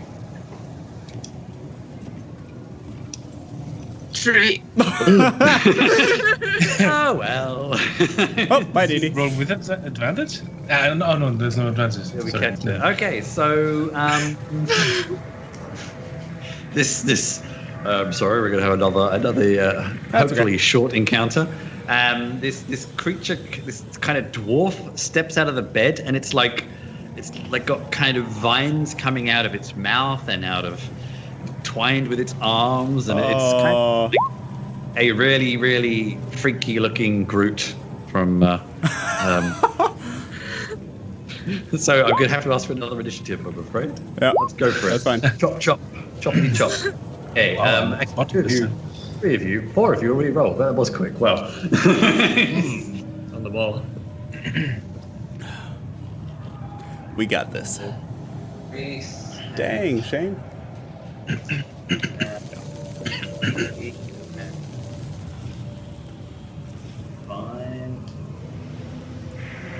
I tried to disengage. That was a good effort. All right, the creature actually goes first, and seeing Dee Dee as its main target, Naturally. it continues to entangle you with its vine-like arm, and that is a miss. So somehow it attempted to strangle you. You didn't manage to break free, but then you managed to break free. So basically, and now we go to Pinch. Pinch, almost collapsing from exhaustion, hears some sounds. It seems really distant to him. He's like almost drunk with lethargy. He pulls out his short bow and says, "Stand aside," and starts heading towards the room. This is unfortunately disadvantage for you at the moment. Yeah. Yep, so go for it. Also, do I even have the angle? Like, this is as far as I can reach at this Oh yeah, time. everyone's in a neat column. I like it. Yeah, we're all pretty small, so. Yeah. I'm going to allow for it, but again, if you roll very low, then there might be consequences. Yeah. You have to jump up and then shoot. But actually, you could stand on the table. Oh. 9 is a miss. It goes flying into the wall, the opposite side. Maurice. No. Yep. Yeah, Maurice. I am going to go into the room and kind of duck into the corner. and just kind of find something light on the nightstand, like a book or something like that, and just Find on the nightstand you find a 3-inch piece of chalk. Which is a bit 3-inch random. piece of chalk. That does not do me a whole hell of a lot of good. I mean, you could actually, if you're trying to throw something, you could actually probably throw the nightstand. It's a 5-pound maximum. I know what I'm gonna throw. I'm gonna just kind of look around and there's nothing there, so I just take what I can find and I slide my hand and the pillow from the other bed just boom. Pillow fight. That is a dex save, please, a 14. It passed. What? Okay. Wow. I wanted to see that. On a failed save, the object strikes the target and stops moving. So it stops moving. Oh, the target stops moving, or the object. The object stops moving. Okay. We Pillow are fight. over to Dee. So yeah, it just womp. Dee, what would you like to do? You have something that's attempting to grapple you quite a bit. Okay. I'm gonna use my short swords. Mm-hmm.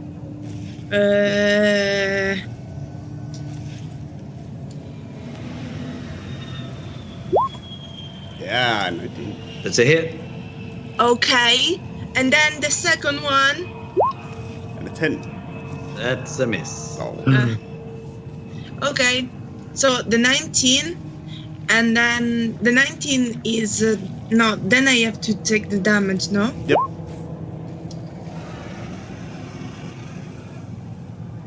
Colossus.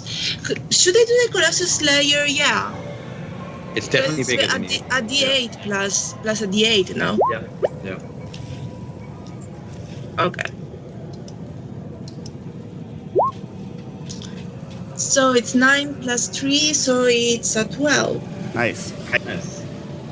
It's definitely. I mean, everything's bigger than you. That's it. Don't touch me, tentacles. And I Adonis, know. back to you. Fly into combat, Adonis.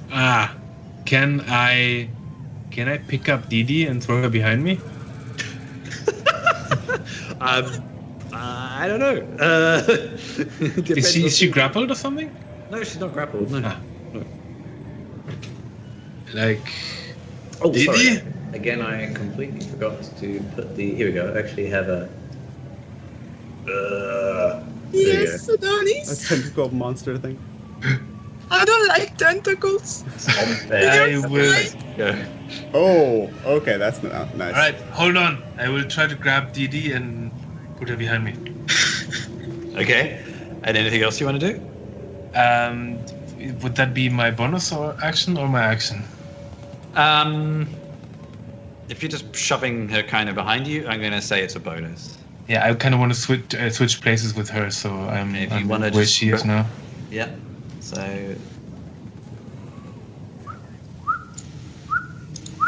What would you like to do? I still have my action now, yeah? Mhm. I will do a guiding bolt, my friend. 16. That's a hit. And that would be 11 radiant damage. Nice. Nice. It's yep. And the next attack gets advantage. Okay. And back to the top of the round. The shambling form now has a new target. Come at me. Swings a tentacle at you. Try me, Malaka. Oh, jeez. It misses wildly. Oh, it's disadvantage. Oh, wow. I rolled the same low number twice. It has advantage. Oh dear. No, you said disadvantage, yeah? Oh, no, so that And was the advantage. next on attack against it has Doesn't matter. advantage. Either way, I rolled the same number twice, so it's relevant. And it misses. And pinch. What would you like to do? Pinch will drop the bow, step in, and attack with the rapier. All right, go for it.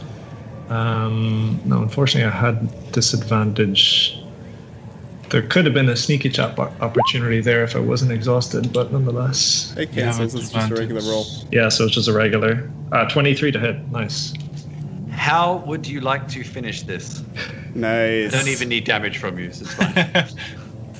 He, it's on the bed, so like he just drops the short bow and like bursts his way into the room, pulls out the rapier, and as he's pulling it out, like he's so tired from all these actions that he just sort of pulls it out and doesn't even properly take aim. He just sort of falls into where it is and lands the rapier straight into the thing's chest. It's like you have to pull it out through the thing and the bed. Yeah. And he's like collapsed on top of the whole thing. Excellent. Okay, now, before we kind of get to our... I have to do one thing very quickly.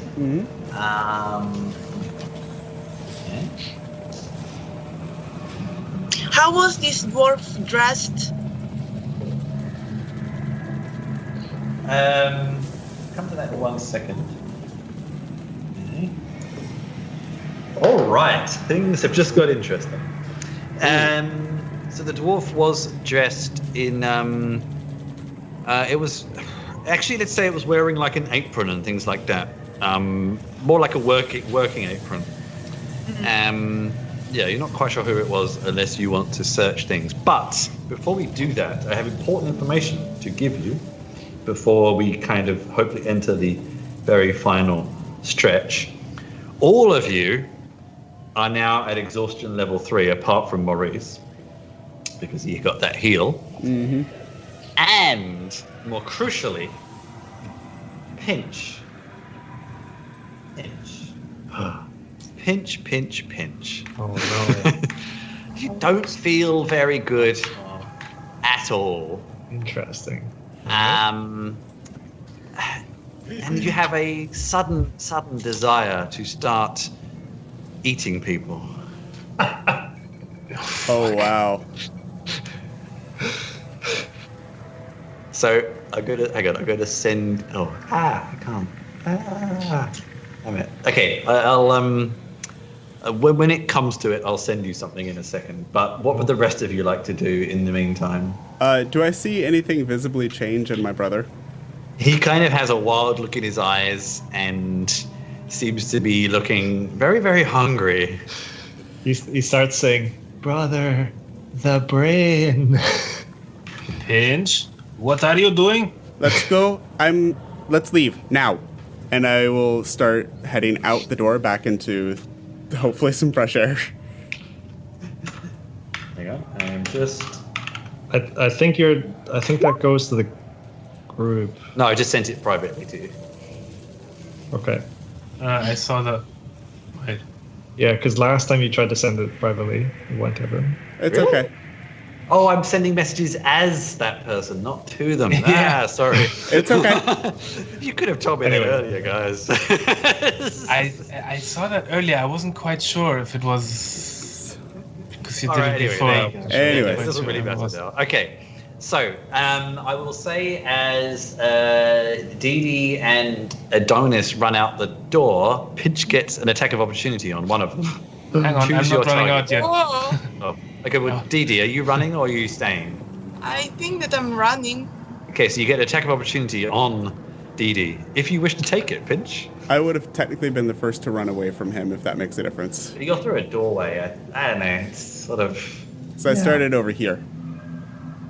I started in all the right, room. poetically, it makes far more fun for him to attack his brother. Yeah. So, I mean, you kind of... I don't think you have your magic, but you have your weapons and things like that. So, Okay. what do you do? He once he's climbed up off the bed itself, he like looks around and his posture's even worse than before. He's completely leaning forward. There are black bags beneath his eyes, and he looks like to all of his companions and sort of almost stumbles towards them as he's looking first towards Adonis and then towards Dee Dee. And then he sees his brother, and his brother's passing by the door, and he calls out, "Brother, I am the hand, and you are the brain! And stabs towards Maurice the Great. Attack your brother. Too literal. Attack your brother. Oh dear. Let's see. No effects on dex, so I think it's just a regular attack. 7. Disappointing. Shush. As he attacks me, I will immediately, brother, and I will cast shield on myself to kind of protect myself for a moment, and I will just kind of like bear hug him with my little wizard weak gnome body, trying to bear hug him for a second. Adonis, if you could do it again, please. I'm sorry. I don't have the power for it anymore. Then help me carry him out at least, and I will Yes, start yes, I trying to will. drag him out. I will help you. Okay. So this sounds like a grapple. Oh, yes. Yeah. with my help, if you allow it. Okay, sure. Yeah, with assistance. So Pinch, we will need your strength, and then the other two. Yes. Yes. 2. Athletics, right? Yeah. I just roll it manually, actually. 10. Oh. Go for it, Pinch. Come on, break free, Pinch. Break free. Break free. Oh yeah. Let me help you guys. Now, meanwhile, Dee Dee, you do get an opportunity to get out the room if you want. Now, it is worth pointing out here that the Can I fastest help them? the fastest people in the room are Maurice and Pinch right now. Actually, no, Pinch is equally as slow. It's slightly. Yeah, actually, does Everyone this is slow affect my apart from exhaustion? Maurice. Everyone is slow apart from it. Yeah, it's kind of strange because we've gone into a special level of exhaustion. So I'm not sure if it stacks or not, but we'll say it does. Otherwise, it's confusing. Do you want to try and leave the room, Dee Dee, or not? Well, I kind of want to help everyone to contain the zombie Pinch and like take him outside. Okay. So let's say, just for the sake of this, you've already rolled your strength. Pinch, give me another contested strength. 11. Got 11 to beat. All right, come on, Finch. God damn it. Again! Brilliant. Okay, so does anyone want to try and escape at this point or not? Strength. No, I'm staying with my brother again. Yeah. Okay, what would you like? What do you like to try and do? I don't know if it's going to be a constant battle of trying to grapple or not. Pinch. I'm going to try at snap least out of one it. more time to do that. Yes. All right, let's do one more time. Just brother to brother. Let's see what happens, and then we'll see. We'll move on. Wait, can I help him again? That's a natural 1 minus 1. That is a 0. Oh, I'll help him again if I may. Right? You never know. DD. DD can roll higher because a 1 is higher. It doesn't have any negative. Oh, come on. Jesus. 6 Come on, from Pinch. Adonis. You have one last attempt, Pinch. Oh and no, we'll see wait. what happens. Actually, don't we have disadvantage on ability checks? Yeah, but everybody does, so we'll just let it cancel out. Except Okay. Maurice. I think Maurice doesn't, right? Come Maurice on, I doesn't. can Actually, try. that's a very good point. Yeah, Maurice doesn't. Yep, not that it helped. Yeah. But everybody else does, so we'll just let it happen. So, Pinch, do you want to try and resist the 6? 12. Sure. Get a 14 again. Yes. No one can stop me. All right. It's Wait, it's unfortunately. the same as. How does that work? Grapple is. That was against the 6 or against the 12? I think it's against all of them. I don't know. Everyone's just rolling, so it's getting. Generally, the Being a little defender bit sets messy the because DC I to rolled hit. the 12. I think for the sake of story, I'd like it that you do break free. And everybody probably runs out. There's various reasons it'll be good if you run out. So let's say everybody just gives up and plunges out that door that Maurice had pointed out a little while ago. Okay. Wait, what just happened? You're not really grappling him, and I'd like to keep the narrative going. So I'm kind of thinking you either attack him or you just get out, basically. Well, my next thing would have been if that had failed to try and knock him out. Okay. All right. Okay. Well, I guess we have a fight on our hands. Yeah. Wait, okay. I mean, I'm not going to abandon him. If the others leave, that's Yeah. fine, but I'm staying there. What about the other two? What would you like to do then in this I situation? will ready a heal when he's knocked out, so he doesn't take any serious damage. Or I will try to help him knock him out. Hang on, what Non-lethal attacks. you have a heal? I'm a normal heal. The first thing I did was a restoration. What healing do you have? I have cure wounds. Okay. Okay. So I think What for does sake not? That just heals health. of argument, let's just go in Dex order. I think Pinch is probably now last. No, it's probably me. I have -1. Oh, okay. Well, let's just do. I'd like to do brother to brother first for the story, and then we'll see what happens. Okay. All right, let's do it. +2. So that is kind of take out a dagger and kind of try and use the pommel end of it. Okay. Is 16 to hit. That is a hit, isn't it? Well, Pinch, you can play yourself, so yeah. That's going to be 4 points of non-lethal damage. You'd already had some damage, yeah? Yeah, I had a ton of damage actually. Okay. Okay, 4 damage. Would you like to do anything in retaliation? Yeah, for sure. Pinch wants the brain. Oh shit. Pinch still has his rapier out, and he's like sort of just lunging forward, kind of very recklessly anytime that he takes attacks.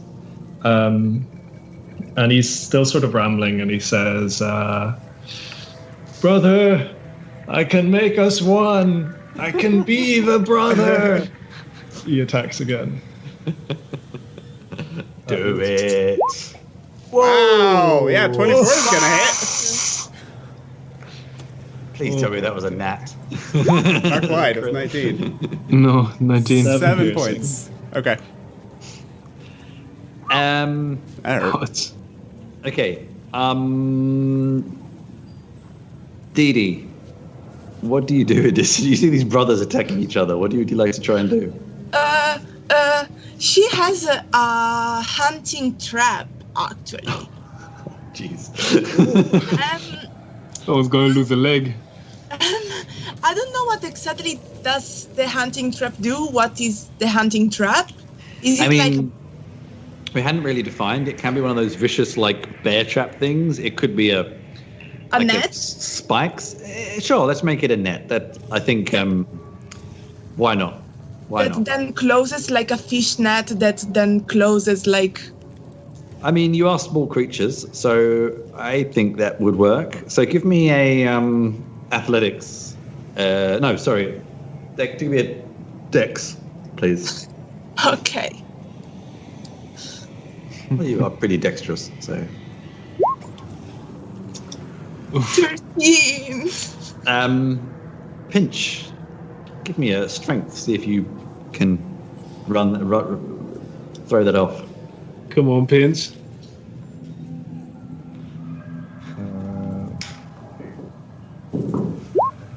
Ooh! Hey! He is successfully netted. So he's kind of, he's not particularly.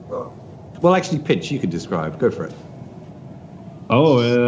He's. I imagine, like, just after he's taken the lunge at his brother, he's like, again, sort of only stumbled forward, and he's remained crooked in his position. So the net, like, fits over him perfectly, and he's so confused or like, mindless at this point that he just starts trying to swat something at his back, but he just tangles himself up even more. Yeah. Sorry, go on. I was gonna just say, as Maurice, like, Thank you. Can we leave now, please? Yes. We need to move. Come on. Get out Can of we here. Drag him along and just kind of like catch of the day. Do you go out through this nearest door, or do you go back out the main entrance? Nearest door, outside as fast as possible. And we leave, All right. probably. You're all kind of just stumbling along, very slow, very slowly, very exhausted. Pinch kind of is like, did you take him with you? Yeah, you take Yeah, him we're with you. dragging him with us. Okay. You see another small building in front of you. Oh, sorry, Shane. I think we're past that. Yeah, I think we're just leaving. Yeah, we Let's have to go. get out of here. Make me a perception roll. No. Well, of us? no. Yeah, all of you. Yeah. Oh crap. 10. Oh, Okay. 24. Nice. ooh. I 12. see everything. Okay. As you're running past that door, you see Adonis. You see like it looks like, you know, when you kind of barricade a door and you hammer wood and nails into one side. It looks like someone has done that, but from inside. Oh. You guys continue. I will check here real quick. I will knock on the door. Hello? Is anyone in there? And you hear this. I'm not very- waiting for him. You hear this very, Yeah. very quiet voice. It's like, hello? Lemon? Yes. Who are you? Oh, we're here to help you. Come on. Come out quickly. We need to get out of here. Hang on. I got all this. Who are you? I am Adonis, and I'm here with my friends. We are here to rescue you guys. Oh, okay. And you hear this kind of like pulling of wood and pulling. I will of help wood. you. I will help you. I will Okay. try to break down. But actually, with my hammer, I'm gonna try to. Okay, let's Break it just, down. for sake of argument, you get to it. You see this very frightened woman, and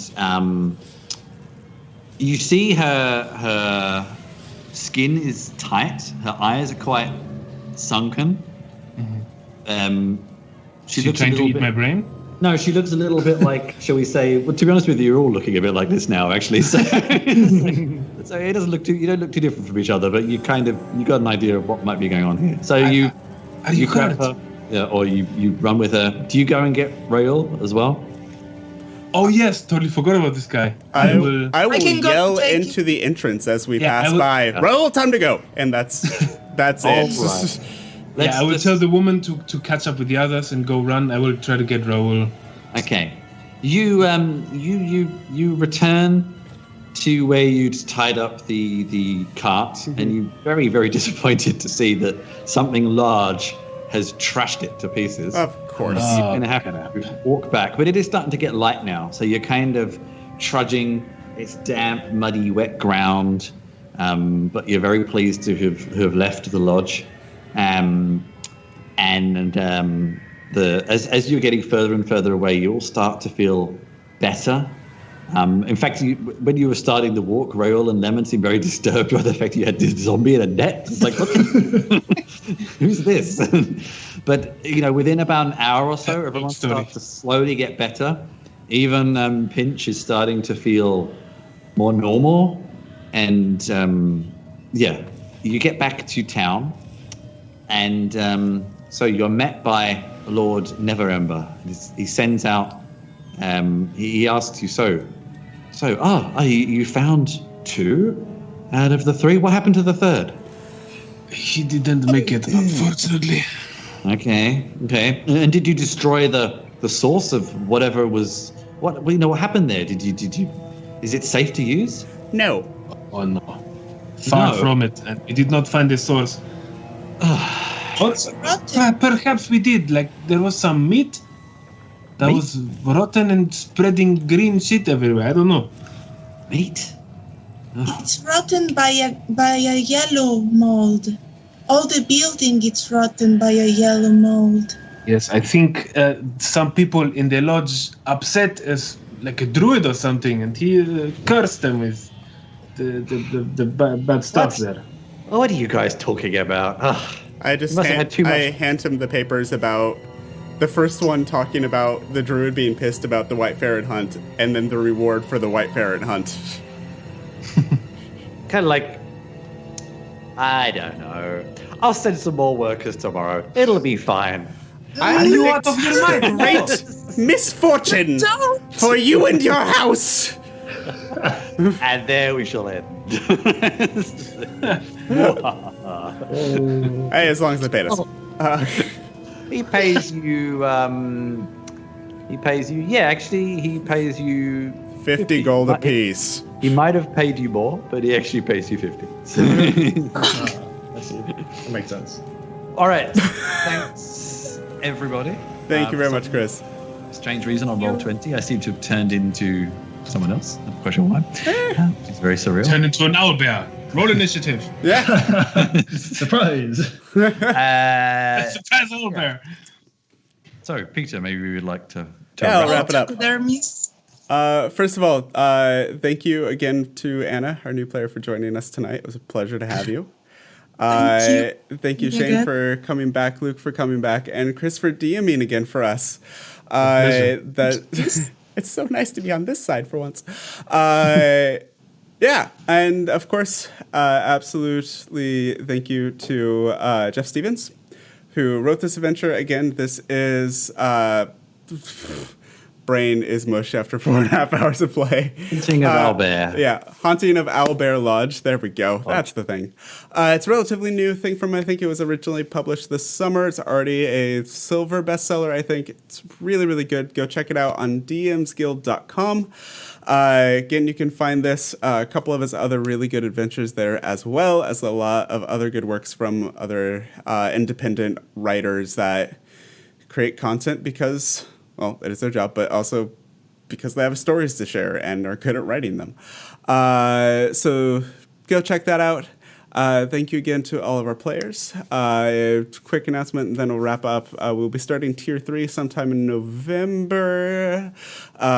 Sorting out logistics as COVID is making life in Berlin again a bit interesting. So we'll put up on Twitter and the socials when we know what's happening with that. That's planned to start sometime in November. And again, thank you to Jeff. Thank you to the players, especially Chris for DMing for this for us tonight. Unless somebody else has something. Okay. It was so fun, guys. Yes. Yeah. Thank each other. I Hugs, agree. hugs, hugs. No, Hugs all around. And on that note, hug each other safely if you can. Take care of yourselves, take care of each other, and tell more stories. Good night, guys. Good night. Okay, so-